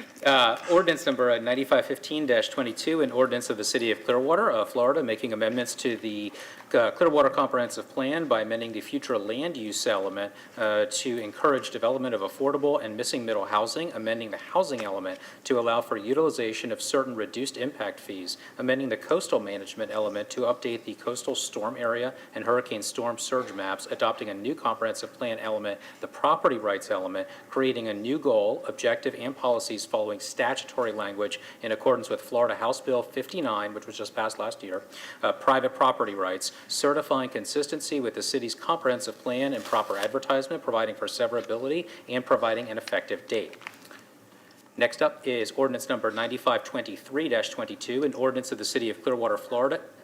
First we need a motion on the first one, yes. So make a motion to approve agenda item 9.1. Correct. Second. Any questions from the public? All in favor? Aye. Opposed? Unanimous. All right, next ordinance. Ordinance number 9523-22, an ordinance of the City of Clearwater, Florida, annexing certain real properties located generally north of Drew Street, east of North Belcher Road, south of Sharkey Road, and west of Old Coachman Road, whose post office addresses are 2306 and 2322 Anna Avenue, all in Clearwater, Florida, 33765, into the corporate limits of the city and redefining the boundary lines of the city to include said addition, providing an effective date. Anyone from the public to speak to this item? Have a motion? Move to approve item 9.2 and adopt ordinance 9523-22. Second. All in favor? Aye. Opposed? Unanimous. 9.3. Ordinance number 9524-22, an ordinance of the City of Clearwater, Florida, amending the future land use element of the comprehensive plan of the city to designate the land use for certain real properties generally north of Drew Street, east of North Belcher Road, south of Sharkey Road, west of Old Coachman Road, whose post office addresses are 2306 and 2322 Anna Avenue, all in Clearwater, Florida, 33765, upon annexation into the City of Clearwater as residential low, RL, providing an effective date. Anyone from the public to speak to item 9.3? Motion? Move to approve agenda item 9.3. Second. All in favor? Aye. Opposed? Unanimous. 9.4. An ordinance of the City of Clearwater, Florida, ordinance number 9525-22, an ordinance of the City of Clearwater, Florida, amending the zoning atlas of the city by zoning certain real properties generally north of Drew Street, east of North Belcher Road, south of Sharkey Road, and west of Old Coachman Road, whose post office addresses are 2306 and 2322 Anna Avenue, all in Clearwater, Florida, 33765, upon annexation into the City of Clearwater as low-medium density residential, LMDR, providing an effective date. Anyone to speak to item 9.4? See none? I move to approve agenda item 9.4. Second. All in favor? Aye. Opposed? Unanimous. 9.5. Ordinance number 9528-22, an ordinance of the City of Clearwater, Florida, relating to historic designation, making findings, designating certain real property located at 900 North Fort Harrison Avenue, formerly known as the North Ward School, as a historic property under Community Development Code Section 4-607, providing for classification of the designation, providing for notice of the designation, and recognition of the designated property by sign or marker, providing an effective date. Anyone from the public to speak to item 9.5? Motion? Motion to approve agenda item 9.5. Second. All in favor? Aye. Opposed? Unanimous. 9.6. Ordinance number 9531-22, an ordinance of the City of Clearwater, Florida, annexing certain real properties located generally north of State Road 590, east of U.S. Highway 19, south of Sunset Point Road, and west of El Trinidad Drive East, whose post office addresses are 1819 Diane Drive and 2704 South Drive, all in Clearwater, Florida, 33759, into the corporate limits of the city and redefining the boundary lines of the city to include said addition, providing an effective date. Anyone to speak to item 9.6? Motion? Move to approve item 9.6. Second. All in favor? Aye. Opposed? Unanimous. 9.7. 9.7, ordinance number 9532-22, an ordinance of the City of Clearwater, Florida, amending the future land use element of the comprehensive plan of the city to designate the land use for certain real properties located generally north of State Road 590, east of U.S. Highway 19, south of Sunset Point Road, and west of El Trinidad Drive East, whose post office addresses are 1819 Diane Drive and 2704 South Drive, all in Clearwater, Florida, 33759, upon annexation into the City of Clearwater as residential low, RL, and residential medium, RM, providing an effective date. Anyone to speak to item 9.7? Move to approve agenda item 9.7. Second. All in favor? Aye. Opposed? Unanimous. 9.8. Ordinance number 9533-22, an ordinance of the City of Clearwater, Florida, amending the zoning outlist of the city by zoning certain real properties located generally north of State Road 590, east of U.S. Highway 19, south of Sunset Point Road, and west of El Trinidad Drive East, whose post office addresses are 1819 Diane Drive and 2704 South Drive, all in Clearwater, Florida, 33759, upon annexation into the City of Clearwater as low-medium density residential, LMDR, and medium density residential, MDR, providing an effective date. Anyone to speak to 9.8? Motion. Move to approve agenda item 9.8. Second? All in favor? Aye. Opposed? Unanimous. 9.9. Ordinance number 9534-22, an ordinance of the City of Clearwater, Florida, annexing certain real property located on the north side of Calumet Street, approximately 545 feet west of North Hercules Avenue, whose post office address is 1944 Calumet Street, Suite B, Clearwater, Florida, 33765, together with certain right-of-way of Calumet Street into the corporate limits of the city and redefining the boundary lines of the city to include said addition, providing an effective date. Anyone to speak to 9.9? I have a motion. Motion to approve agenda item 9.9. Second. All in favor? Aye. Opposed? Unanimous. 9.10.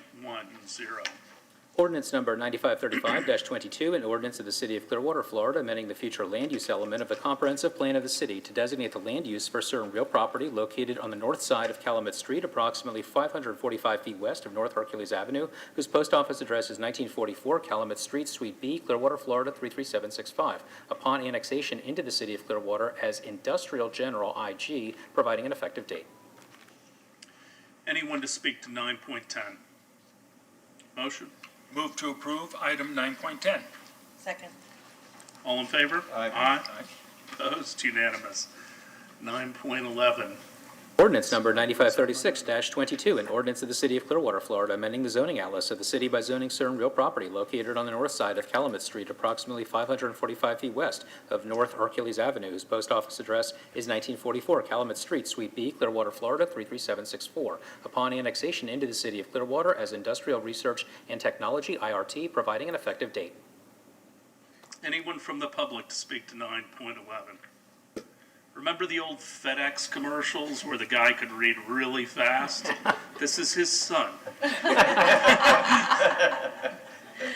a good job. Yeah, that's awesome. Do I have a motion? Yes, move to approve agenda item 9.11. Second. All in favor? Aye. Opposed? Unanimous. 9.12. Ordinance number 9543-22, an ordinance of the City of Clearwater, Florida, annexing certain unaddressed real property located on the east side of the road known as the Mall, approximately 620 feet south of Union Street in Clearwater, Florida, 33755, into the corporate limits of the city and redefining the boundary lines of the city to include said addition, providing an effective date. Anyone from the public to speak to item 9.12? Have a motion? Motion to approve agenda item 9.12. Second. All in favor? Aye. Opposed? Unanimous. 9.13. Ordinance number 9544-22, an ordinance of the City of Clearwater, Florida, amending the future land use element of the comprehensive plan of the city to designate the land use for certain unaddressed real property located on the east side of the road known as the Mall, approximately 620 feet south of Union Street in Clearwater, Florida, 33755, upon annexation into the City of Clearwater as residential urban RU, providing an effective date. Anyone to speak to item 9.13? Have a motion? Motion to approve agenda item 9.13. Oh, second. All in favor? Aye. Opposed? Unanimous. 9.14.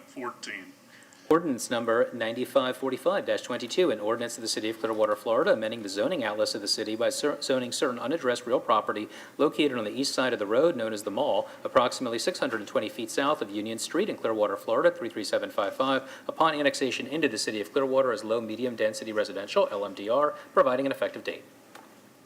Anyone to speak to item 9.14? Motion? Move to approve item 9.14. Second. All in favor? Aye. Opposed? Unanimous. 9.15. Ordinance number 9546-22, an ordinance of the City of Clearwater, Florida, annexing certain real property located on the north side of Ashland Drive, approximately 390 feet east of Beecher Road. His post office address is 1930 Ashland Drive, Clearwater, Florida, 33763, together with certain right-of-way of Ashland Drive into the corporate limits of the city and redefining the boundary lines of the city to include said addition, providing an effective date. Anyone to speak to item 9.15? Motion? Move to approve agenda item 9.15. Second. All in favor? Aye. Opposed? Unanimous. 9.16. Ordinance number 9547-22, an ordinance of the City of Clearwater, Florida, amending the future land use element of the comprehensive plan of the city to designate the land use for certain real property located on the north side of Ashland Drive, approximately 390 feet east of Beecher Road, whose post office address is 1930 Ashland Drive, Clearwater, Florida, 33763, upon annexation into the City of Clearwater as residential low RL, providing an effective date. Anyone to speak to item 9.16? Have a motion? Move to approve agenda item 9.16. Second? All in favor? Aye. Opposed? Unanimous. 9.17. Ordinance number 9548-22, an ordinance of the City of Clearwater, Florida, amending the zoning atlas of the city by zoning certain real property located on the north side of Ashland Drive, approximately 390 feet east of Beecher Road, whose post office address is 1930 Ashland Drive, Clearwater, Florida, 33763, upon annexation into the City of Clearwater as low-medium density residential, LMDR, providing an effective date. Anyone to speak to item 9.17? Do I have a motion? Motion to approve agenda item 9.17. Second. All in favor? Aye. Opposed? Unanimous. 9.18. Okay. This one I will read a bit slower.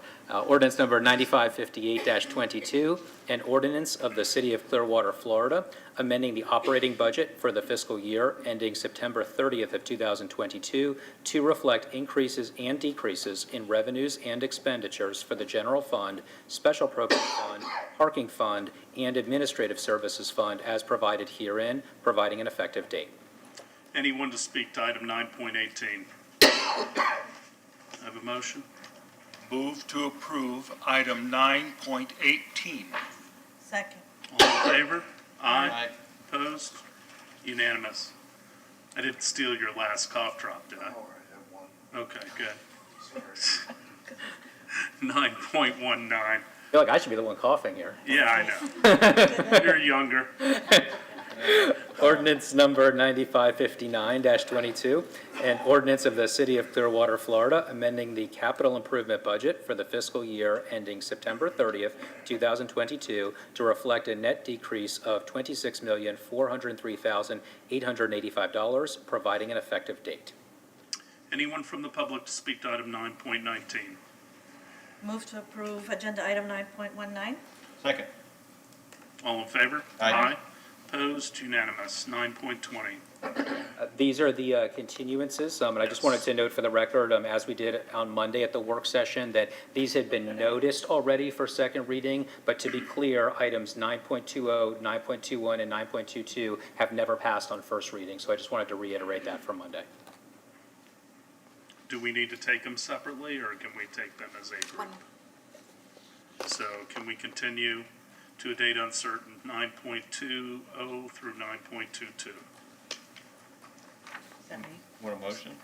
Please.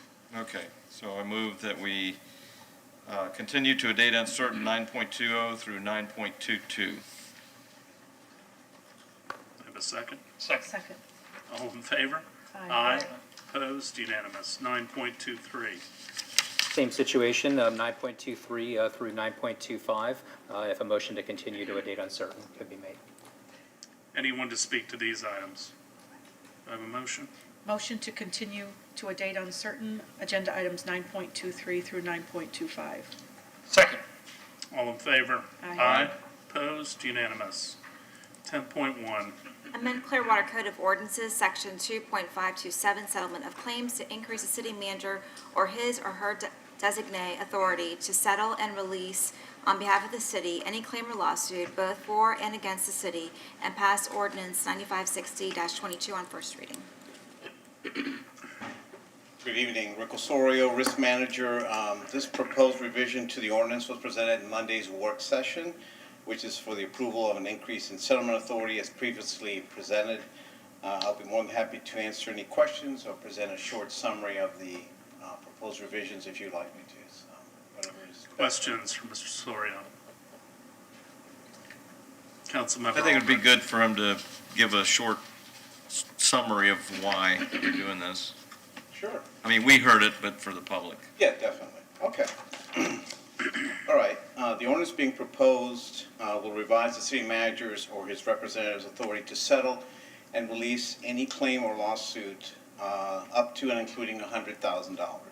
Risk management is also requesting approval that any settlement that exceeds $25,000 is reviewed by our city attorney, and claims exceeding $50,000 will require unanimous agreement to settle by the city manager, city attorney, and the risk manager or their designees.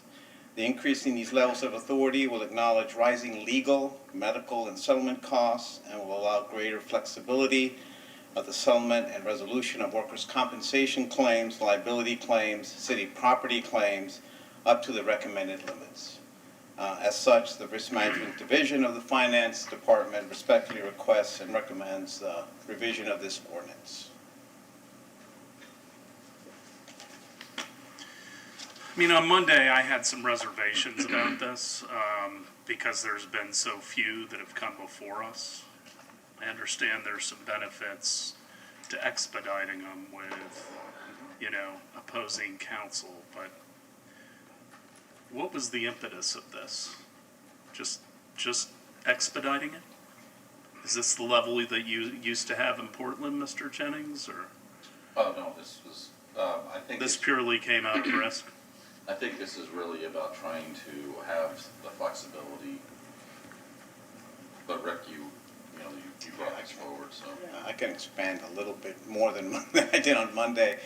The one thing I forgot to, and to answer your question too, the thing that kind of drove this was not only bringing these high-profile settlements to council, but keeping them out of the public record, as David had mentioned on Monday.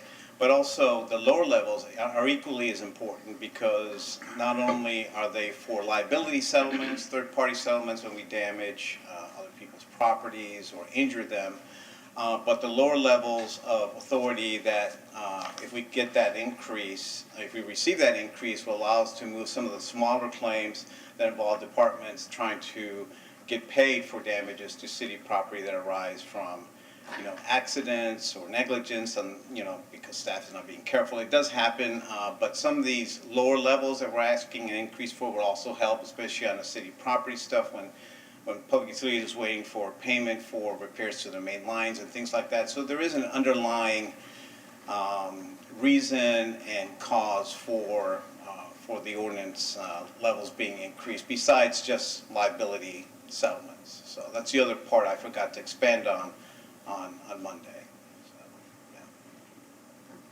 Anyone from the public to speak to item 10.1? Do I have a motion? Motion to approve agenda item 10.1. Second. Mr. Margolis, you want to read the ordinance? Ordinance number 9560-22, an ordinance of the City of Clearwater, Florida, amending Chapter 2, Section 2.527, a Code of Ordinances relating to settlement of claims to increase the amount of settlement authorization, providing an effective date. Have a motion and a second. All in favor? Aye. Opposed? Unanimous. 10.2. Thank you. Yes, sir. Approve an increase to the purchase order for Axon Enterprises, Inc. for the purchase of Axon signal units and Axon signal unit cable assemblies. Hi, Dan Slaughter, Chief of Police. This item is to increase the purchase order so we can facilitate a transaction for the Axon signal devices through Axon. The Axon signal device is the mechanism for which is installed in the vehicle, and it will automatically activate the body camera the officers wear once they turn on the emergency lights, or there's a speed threshold set, or they are involved in a traffic crash or such. In addition to that, this item was kind of presented before, where the council approved the recipient of the grant, so the grant funds are being utilized to make this purchase. We're just increasing the purchase order so we can facilitate the purchase. We're happy to answer any questions. And earlier in the consent agenda, Councilmember Beckman was made our new vice mayor. I will be recusing myself from this vote because I own Axon stock in individual shares, which I bought after we took Axon on as a vendor back in 2020. So I'll turn it over to you, Vice Mayor. Okay. All right. Do we have any questions for Chief Slaughter? Any questions from the public? Do I have a motion for agenda item 10.2? Move to approve item 10.2. Second. All those in favor? Aye. Aye. Any opposed? Okay, the motion passes. Good job. 4-0 with myself recusing myself. With Mayor Hibbard recusing himself. Okay, 10.3. Appoint a member to the Community Development Board to serve as the alternate member for a term to expire April 30, 2026. Council members, in your agenda pack, you have a couple of new applications that were not included during the work session, so I'm going to go over the individuals, and at your seats on the dais tonight, I provided applications for Mr. Hutkin and for Mr. Norton. So for your consideration, applications from Diane Anconelli, Samuel Hutkin, who is a consultant, Bill Johnson, a retired former council member and project manager, Travis Norton in community relations, Justin Perino, commercial construction management employee, Benjamin Roy in real estate, and Nicholas West, a political analyst. If you have any questions, then you should have the applications for Mr. Hutkin and Mr. Norton. They were received after the agenda was published on Tuesday. I'd like to comment. I beg your pardon? Is this appropriate time to comment on this agenda item? Questions or comments? I'm also going to ask the public for their, I'd rather ask them first, and then we'll let council. Anyone to speak to item 10.3? Good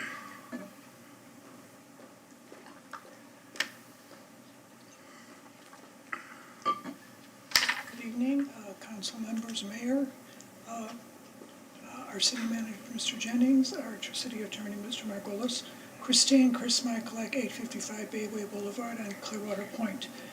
First of all, Mayor, I am just energized by your option to recuse yourself from the last vote. It's interesting because in the last few weeks, I have been sharing with my husband that I'm curious who's on the board of all the Marriotts from our leadership, because we have just engaged in a plethora of Marriott hotels in the last few years. Anyway, that's a side project. Don't own that. But I'm coming to you today. Each of you received an email from me in regards to this agenda item, the approval for an alternate to the CDB. And in my email to you, I want to speak on behalf of Bill Johnson. And from the perspective that Mr. Johnson is a consummate learner person who has studied our code. He knows our code probably better than most of us, and I'm not taking any exception to you, Mr. Albertson, because you've been on the CDB, and also you, Mayor Hibbard. But I believe he is constantly studying the code. He has questioned the code very often, and I want you to consider him as you move forward, because I think he will be an invaluable asset to the CDB. That is all I have to say. Again, appreciate you listening. And again, congratulations to Councilman Albertson, and also congratulations to Lena Teixeira. Thank you, Ms. Nicolette. Anyone else? I have one Yes. comment. A comment was submitted by Beth Davis. My recommendation endorsement for Bill Johnson for the alternate seat is so easy. His reputation, wisdom, integrity, and knowledge of our city is flawless. His honor to represent all sides on every issue is constant. His research for the facts is always on point. Please do not hesitate to approve his voice on this very important team. He works tirelessly to represent us all. Ms. Teixeira. So this is, I believe, one of the most challenging and laborious and intensive boards that we have. So I'm very thankful to all the applicants that volunteered. It's a very big commitment. I have received various communications, either by phone or in person, and written as well. It's very passionate conversations. And when I look over all the candidates, which I'm very grateful that they submitted, I think that Mr. Hutkin is a great candidate. Not only does he have the skill set and the experience and very diverse professional experience that would be a great addition to the board, but he's also a great community advocate. And whether someone advocated for one person or another, all the people who have reached out to me really wanted that, a community advocate. And I think he shows balance in terms of what he can bring to the table in terms of expertise and experience, but also he is the president of a large HOA that's been in existence for decades. And he has been a very strong and articulate and passionate advocate. So I think he would be a great addition to the board. That's my 2 cents. Vice Mayor? Oh, that's me. That's you. You look shocked. I'm like, what? Instead of Councilmember Beckman. I agree that Mr. Hutkin is a community, he's involved in his community, advocates for his community.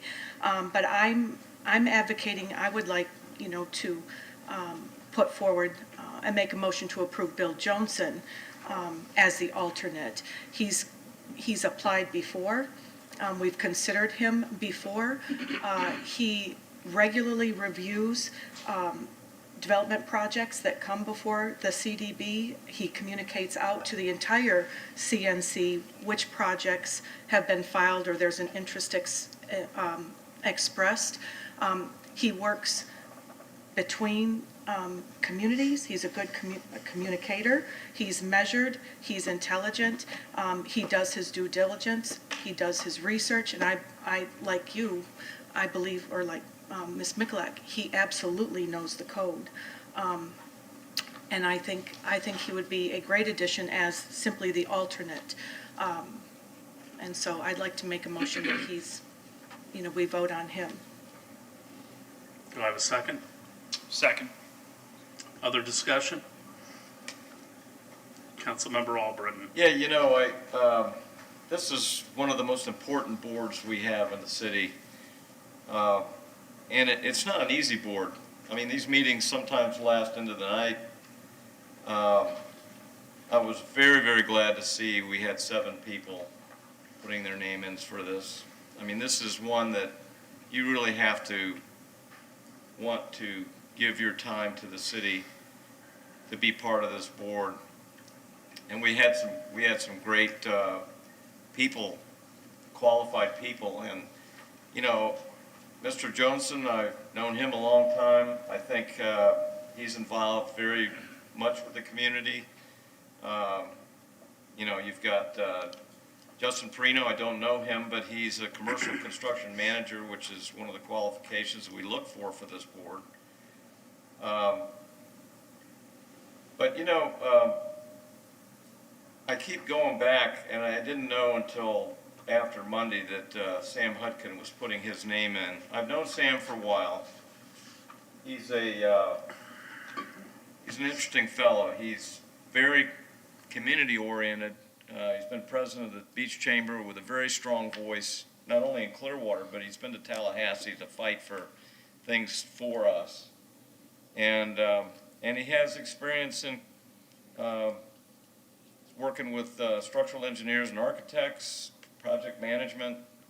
I even at one time gave him some advice when he needed he was helping a friend do some remodeling on the beach. So I think he understands a lot about our codes and about our neighborhoods because he's part of the community neighborhood associations.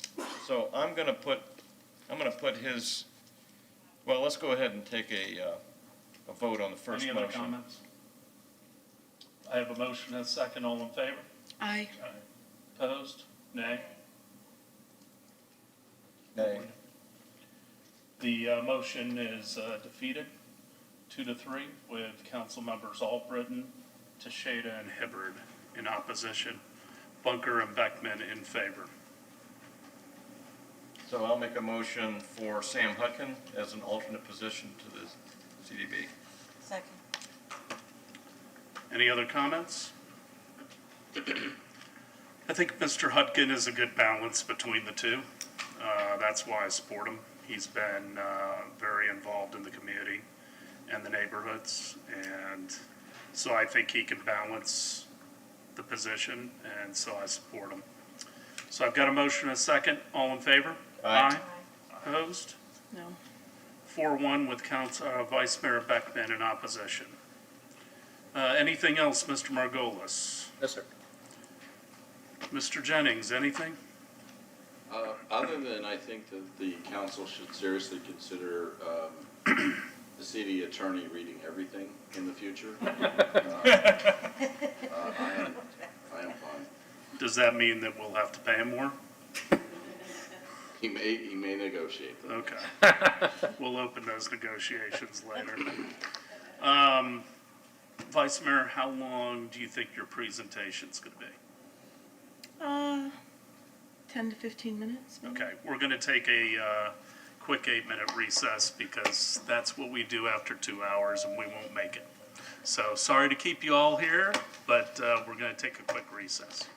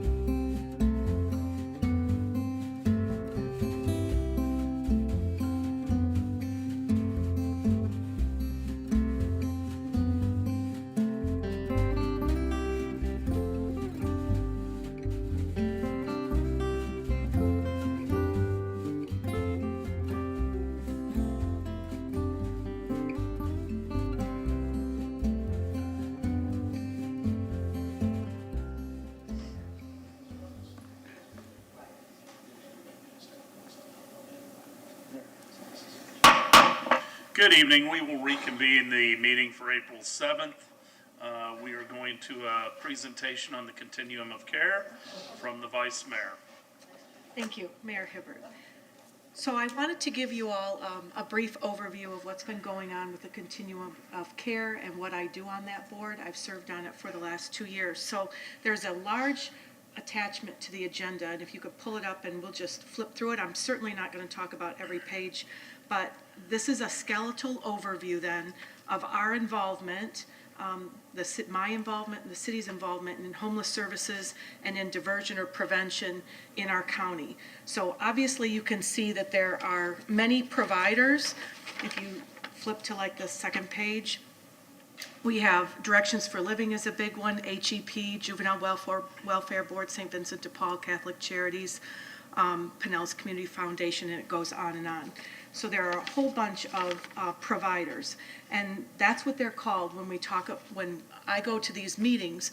There are two main organizations. There are providers who give the services, and then there are funders, and those are the organizations that provide funding, and it would be federal, state, and local that provide funding, and we're one of the funders. Some of the projects or the prevention or the services that are provided are emergency shelter, homeless prevention, homeless diversion. Homeless prevention means we have efforts that focus on those who are at risk of homelessness but are not yet experiencing literal homelessness. And then homeless diversion, these are programs that can assist households experiencing a housing crisis, and that can prevent them from earning a living that would allow them normal housing payments. Rapid rehousing is an intervention designed to quickly move families and individuals out of homelessness and into some permanent housing. Rapid rehousing is also used to keep the housing for households who are at risk of falling into homelessness. So there are a million acronyms. I don't always, can't rattle them off all the time, but it has its own vocabulary there.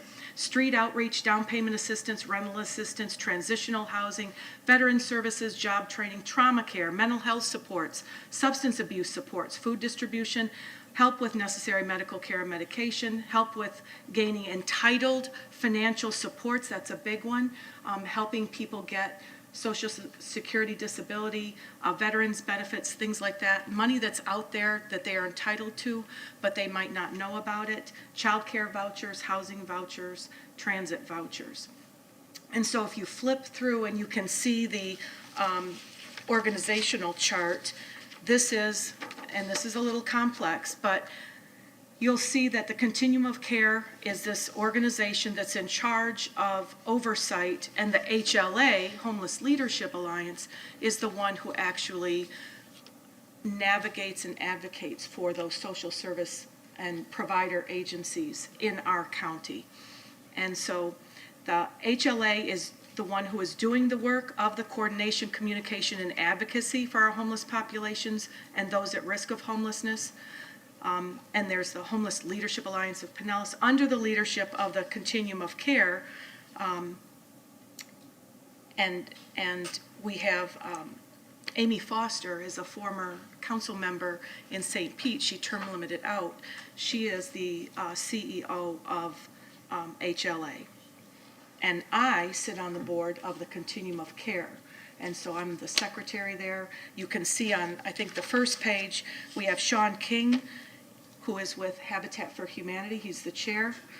April Lott is the director of Directions for Living, the largest social service provider here in our county. She's the vice chair.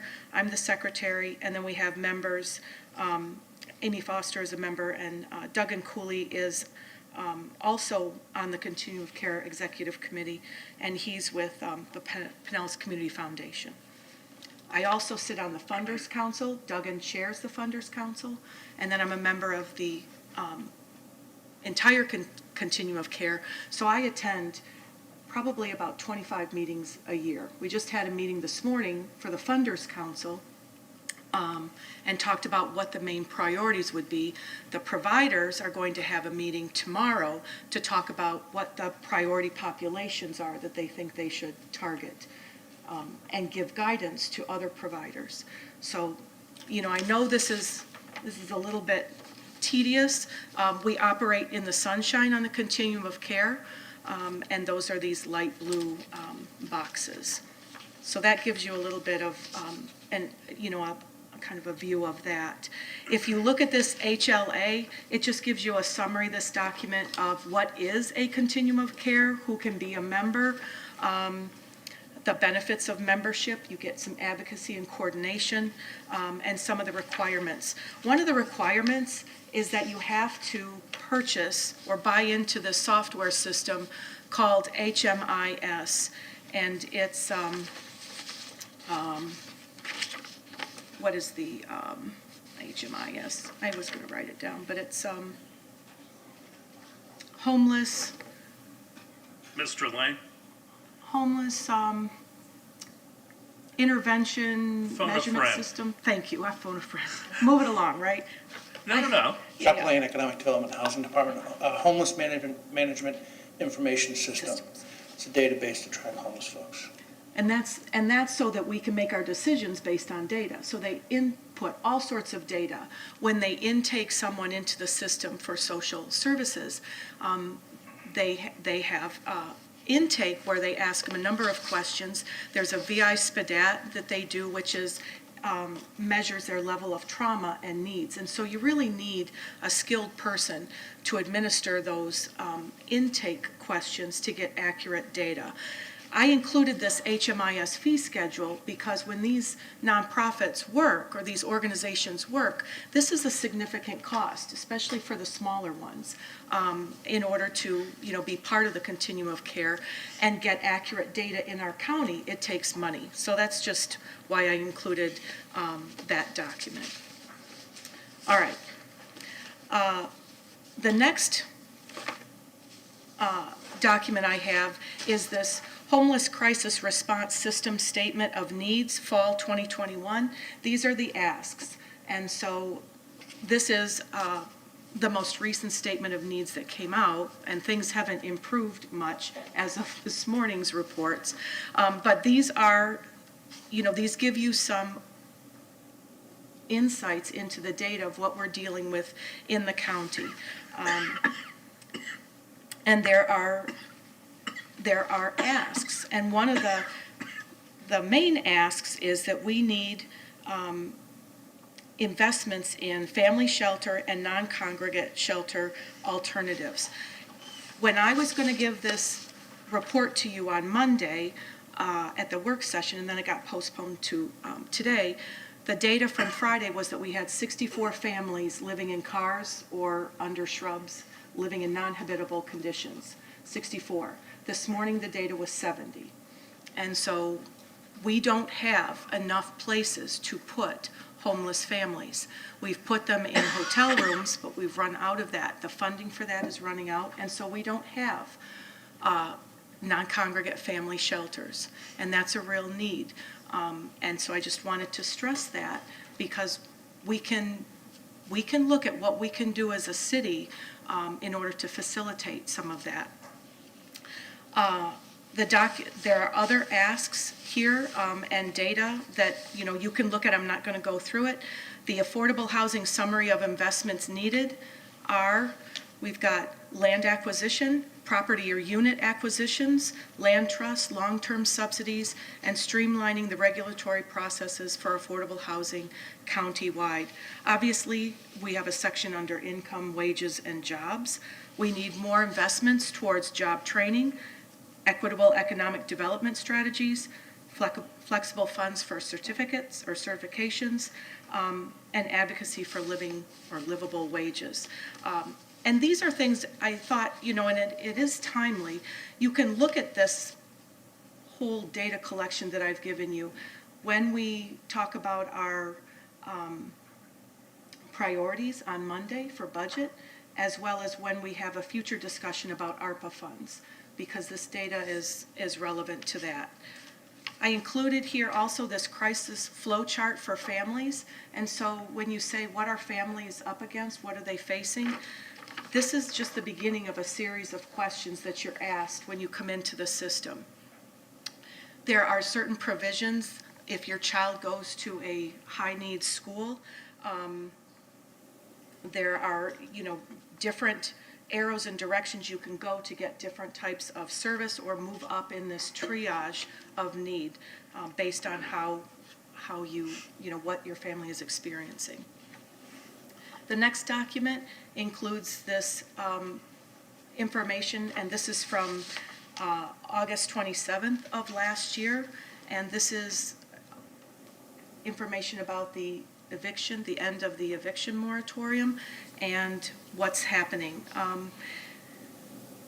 Right now, we have 3,000 children in Pinellas that are homeless, and so they might not, we don't have 3,000 children living, in the streets or in cars, but they may be couch surfing, they may be doubled up, and they don't have a permanent home.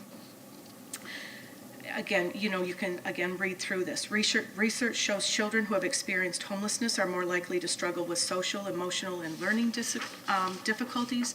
By the 8th grade, students who never experienced homelessness were twice as likely to pass their state proficiency test as those who had. 50% of children who experienced homelessness were held back a grade, and 42% dropped out at least once. And when the Science Academy School talked about graduation rates and things like that, some of the bigger picture is that we have homeless children that are in our public school system that feed into those test scores and graduation rates, right? And so that's just something to keep in mind. The next document is this FSI Connect. This is run by, it's funded by the Juvenile Welfare Board, and it is an attempt to deal with those families who are entering or experiencing homelessness. And, again, I think this kind of manila colored box is important. A family of 2 making $45,000, a little over $45,000 a year, would need, are charged almost $4,000 a month for rent. It's just, we don't have housing, affordable housing available. I think the second to the last document I included was, this one that was written from the Foundation for a Healthy St. Pete, which isn't just focused on St. Pete, it's focused on the county, and it deals with health inequities in our county. And this cover letter was sent to our leadership in the county, including our mayor and our city manager and our housing specialist. And it includes this report from 2018 on suggestions for more equity in our county. And so you can look at that. He's got, some things that he asks for. So again, I'm not going to read this to you. I hope that you would read it.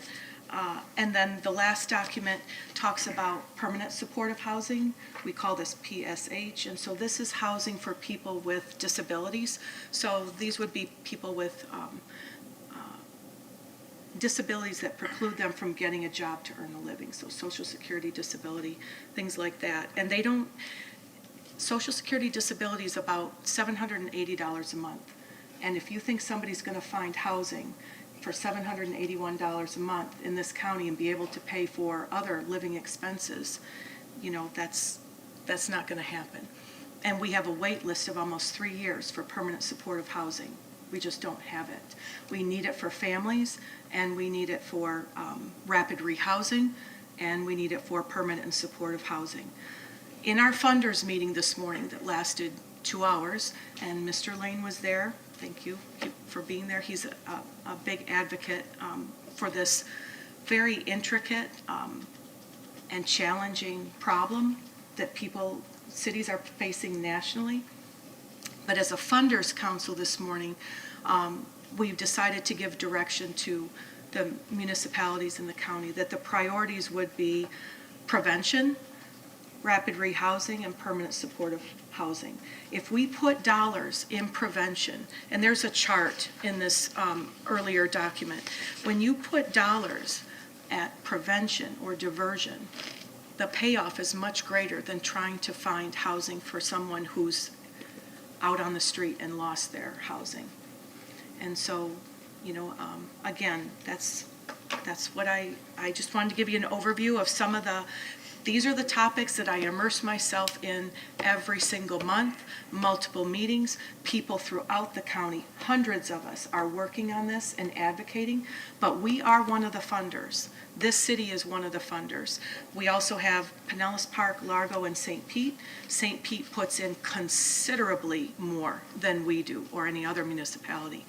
I'm working on trying to get all of the municipalities in Pinellas County to contribute something, even if it's $20,000 or $40,000 a year. It can add up. It can help with housing navigators. It can help with eviction diversion and helping people make that car payment or get that car repaired so that they can keep their job and get to work. So there are all sorts of needs throughout the county, and I think, every document from every expert, there is a cry for help and more funds, and I just want you to be aware of that. I think, I think that's here's I'll go through a couple of things since. So the consistent message I get or I glean from attending multiple meetings is we need case management to better serve the needs of people who are in our system. If we just give them money and get them somewhere and don't provide the wraparound services, they're not going to be as successful. They need hand-holding and they need wraparound services to get them stable. Think about this metaphor. When people are in a crisis, they knock on the Homeless Leadership Alliance's front door. They call 211 or some other agency. That's where we greet them, and we try to keep them out of our house. We try to keep them on that porch, prevention or diversion, before they come into the house of, now you're homeless and I've got to find a spot for you. If you're a single person, I can put you in safe harbor. If you're not, if you're a family, you go on a wait list. We don't have enough, again, we don't have enough family shelters. We ask them questions when they're on the front porch. Do you have family or support in another state or location that we can get you to? We can buy you a train ticket or a bus ticket and get you to where you have family supports. So that's part of diversion. Doing a proper intake and assessing what services and trauma a person has takes time and expertise and resources in our community. Once you're in the house, you need to find what's the best fit. Are you single? Are you family? What size room do you need? Are you a veteran? All sorts of questions that can help us find a fit if we have one available, and that's the problem. We often don't. Is there money out there that you're entitled to? Do you have all the documentation you need to get you the benefits that you're entitled to? All of that takes expertise, and it takes money to pay for those case managers or those housing navigators to help people, and they just don't have enough money to serve the people that are waiting in line. We try to house people close to where a school is that their child is in, or where they have a job, to help cut down on transportation costs. Oftentimes they don't have a phone or a way to charge a phone to keep in touch with potential employers. They need funds for move-in costs. Oftentimes people are dealing with an eviction on their record, and so they might need triple the down payment. So there are all sorts of challenges. We have so many people that are called the working poor. There's an ALICE report that's out there that I didn't attach, but I would encourage you to look up. ALICE stands for Asset Limited, Income Constrained, and Employed People. These are our working poor, and these are the people that fall through the cracks. We don't have Medicaid expansion and different things like that, and they need services as well. We need funds for rapid rehousing, and this is where Clearwater can help. Clearwater can help with administrative costs for the HLA and housing navigators, the people who help you find or connect to the right room once you've entered the house. And I think I would say, one last thing is when thinking about us giving funding for these things, we can say, well, how does it help Clearwater residents?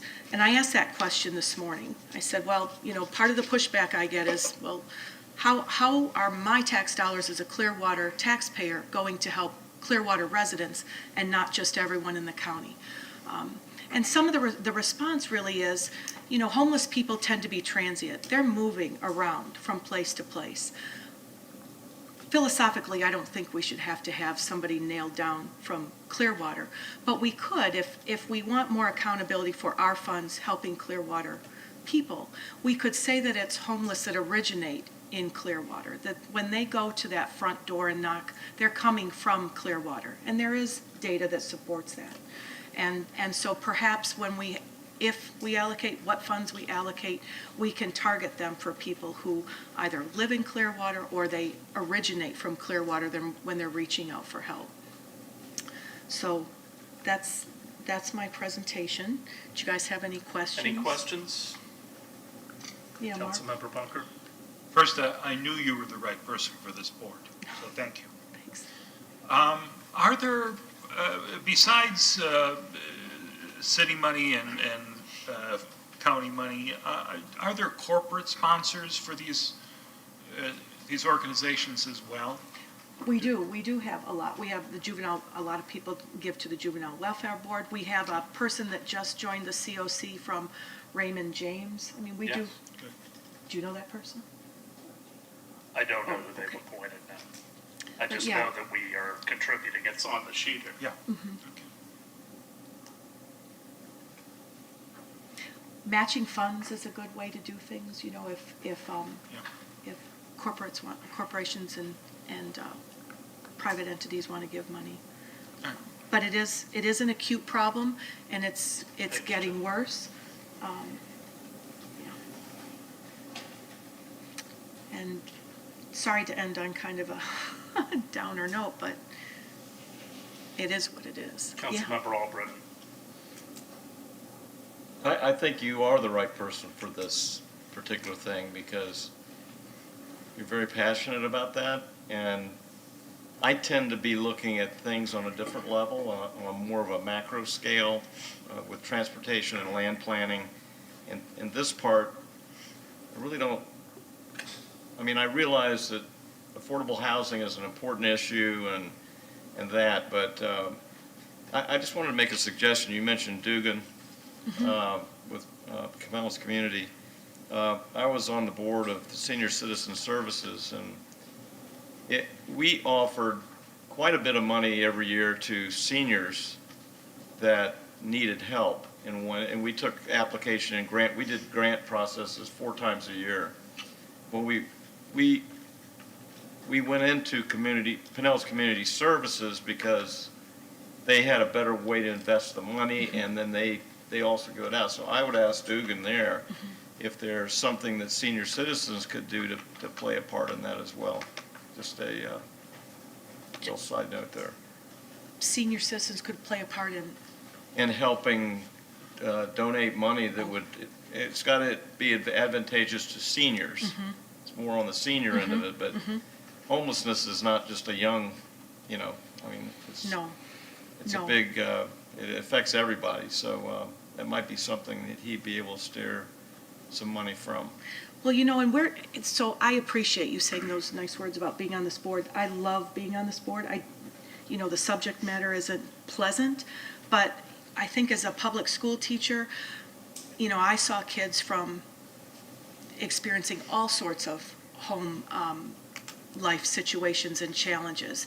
And so I'm familiar with that. And as a guardian ad litem in this county, I see people who struggle. I've had,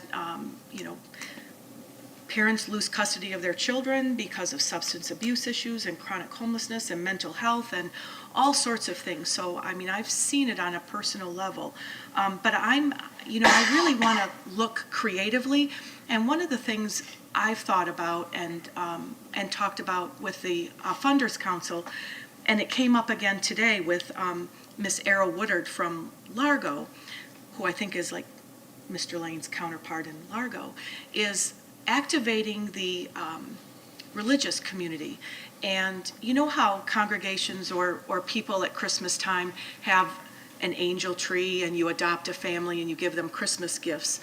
That's wonderful. But we have so many congregations here. If each congregation just adopted a family to be a safety net, to help them pay a medical copay so that they could maintain their insurance for a year.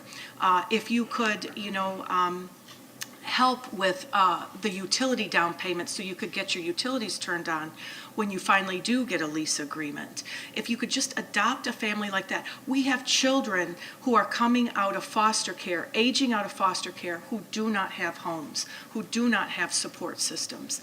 I'm not asking congregations to take in people that you don't know or might have mental health issues or whatever, but I'm just saying take them under your wing and mentor them, be that support system for as long as they need it until they get stable. And I just think that would be, it would be a wonderful transformative thing. And Arrow brought it up again today. I know, we had brought it up at different times, and it might be hard to coordinate, and who knows about lawyers and liability, which is, awful sometimes. But Cover your ears, I baby. know, but it's just, what can you do? I mean, if people, and here was a great idea that came up this morning too, was what if we put out a list of, these are the people that are in crisis or are waiting for help or housing or have particular needs, and it's the Smith family needs help with, March and April car insurance payments so they can keep their car and he or she can continue their employment. And they happen to reside in this zip code. And so that's sent out, or that's on a master list. So if I live in that zip code, or this congregation is from that zip code area or close by, you're like, you know what? I want to help that family. They live 2 blocks this way or something like that. And you know what? I'll check that off and I'll make that car payment for 2 months for them so that they can maintain the car, or get a repair or whatever it is. But I think we need to start thinking outside the box because the crisis is overwhelming. And I know the wealth disparity in this county, and especially in this city, is astronomical. When you all campaign and you knock on doors, you knock on doors of multi-million-dollar homes, and you knock on doors that look like they came out of the 1940s Depression. And so there are people here that have money that can help. And I think if we ask, if they know that there's a need, I feel that they'll step up. So that's my hope for trying to coordinate something like that. And all you can do is start talking about it, and getting people together. Very good. Thank you. All right, closing comments. I'm going to start from my left. You have 3 minutes, by the way. Okay.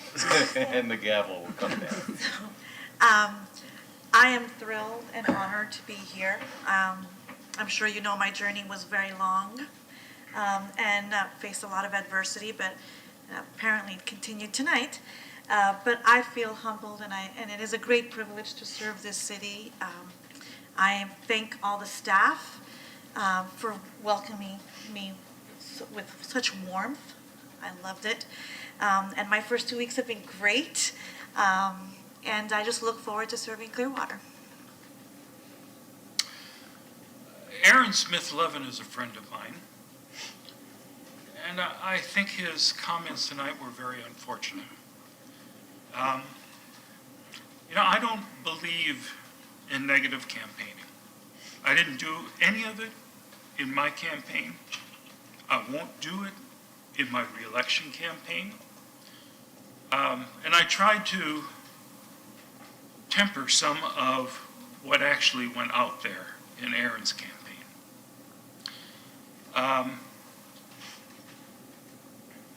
I wasn't crazy about it when I saw folks who lost in my race kind of saying horrible things online.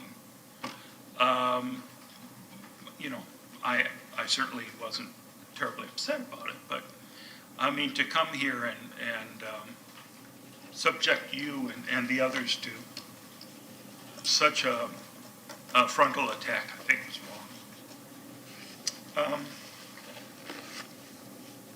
So I welcome you here. Thank you. And I do want to say that the one part of Aaron's comments that I agree with is that we cannot partner with Scientology. We cannot embrace them and give them legitimacy. And I know this is something that we're really going to be working on in the coming months and years. And I would just urge caution in that. And I think I'll just leave it at that. Vice Mayor? Still not used to that just yet. Well, at least I am. I know, okay, yeah. I know, you're a quick learn. So I just wanted to say thank you to our staff and leadership for all of the resident follow-up after Neighborhoods Day. I know that I had multiple conversations, I'm sure you all did, and it's like, well, sure, I can follow up on that, sure, I can ask about that, and then it all got funneled through our city manager, Mr. Jennings. So I appreciate that. I think residents got prompt responses, and I know that was part of the consequences of going out and meeting thousands of residents in one day. So thank you. And then I just wanted to say I hope everyone has fun at the Sugar Sands Festival. It looks exciting. I'm excited about the Ferris wheel and being out there by the water, and it'll be fun. So please enjoy it. It runs like almost 3 weeks, 20-some days. Yeah. Councilmember Albrecht? You know, I just want to say thank you everyone for giving me another 4 years. And I want to tell you that we have so many initiatives that have been started here that we're not coming off the line with everything. We've already started many of these things, and in the next 4 years, I'm really looking forward to seeing a lot of these things come to fruition.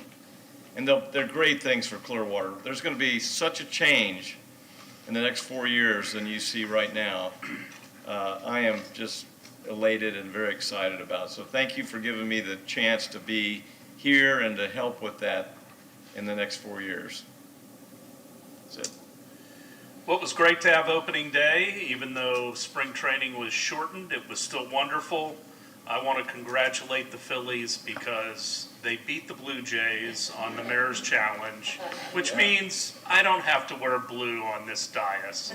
But Mayor Bajowski will be wearing red, and I will be going to that council meeting. The Valspar was dynamite. It ended in a playoff, so that was a great tournament that brought a lot of people into the region. And Tracy West, who's the director of that, does a marvelous job. I want to thank the staff at Eisenhower Elementary. Had a chance to meet with them, a lot of their volunteers. Most of our schools have volunteers, and if you're looking for a place to invest, there isn't a better place to do it. Habitat opened another house on the 22nd. We thank them for all they do. I thank the Salvation Army. Now, I am a little invested there because of my wife. But they gave out their awards for their volunteers and all of their folks, and they do a great job with trying to break the chain of homelessness and also having facilities for those in transition. I want to thank our legislators. They did do a wrap-up session with us, and we did get to hear from them.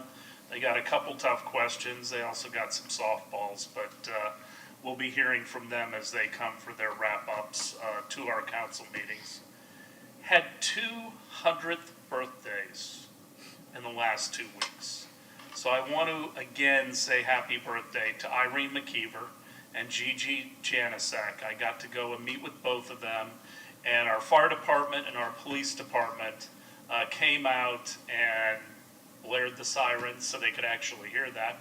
And it was just a wonderful time, and God bless them, you know. Want to thank all of our citizens who were involved in Neighborhoods Day. We had 30 neighborhoods have parties, from breakfast all the way into the evening. It was fun to be with the city manager and the chief, and Mike Lavery, and I know everybody had different crews. The chief and I got to 16 neighborhoods out of 30. It's good to have a siren. And then I want to thank St. Pete College. Councilmember Albrecht and myself went to their awards and volunteer luncheon, where they identified a lot of the people who have gotten scholarships there, and some of the corporate and individuals that helped make that happen, and the lives that are being changed. We're very fortunate to have them. We also went to a great breakfast at Ruth Eckerd Hall that was held for the arts and all of our principals.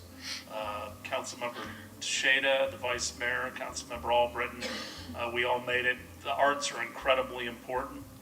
We see that in our schools, and I want to thank the principals who helped make that happen. It was great to be on a board with Mayor Castor and Welsh and Brown talking about sustainability in our Green Pin 2.0. Sugar Sands is going to be dynamite, so please take the time to go out on Clearwater Beach and check it out. I hope everybody has a great Easter.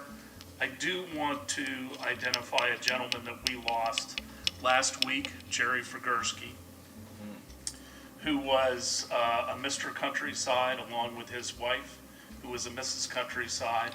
He served on our community development board for years. He served as the chairman of U Park, which turned into ARC. He has a child that is still there. A wonderful, caring, incredible man. And we have really lost an asset to the city of Clearwater last week. And our prayers go out to Melody Frigursky, who lost her mother and husband in 2 weeks. And she was one of the first fans to be put into the NFL Hall of Fame. Two-time cancer survivor, so our prayers go out to her and our love to Jerry. With that, we are adjourned. God bless.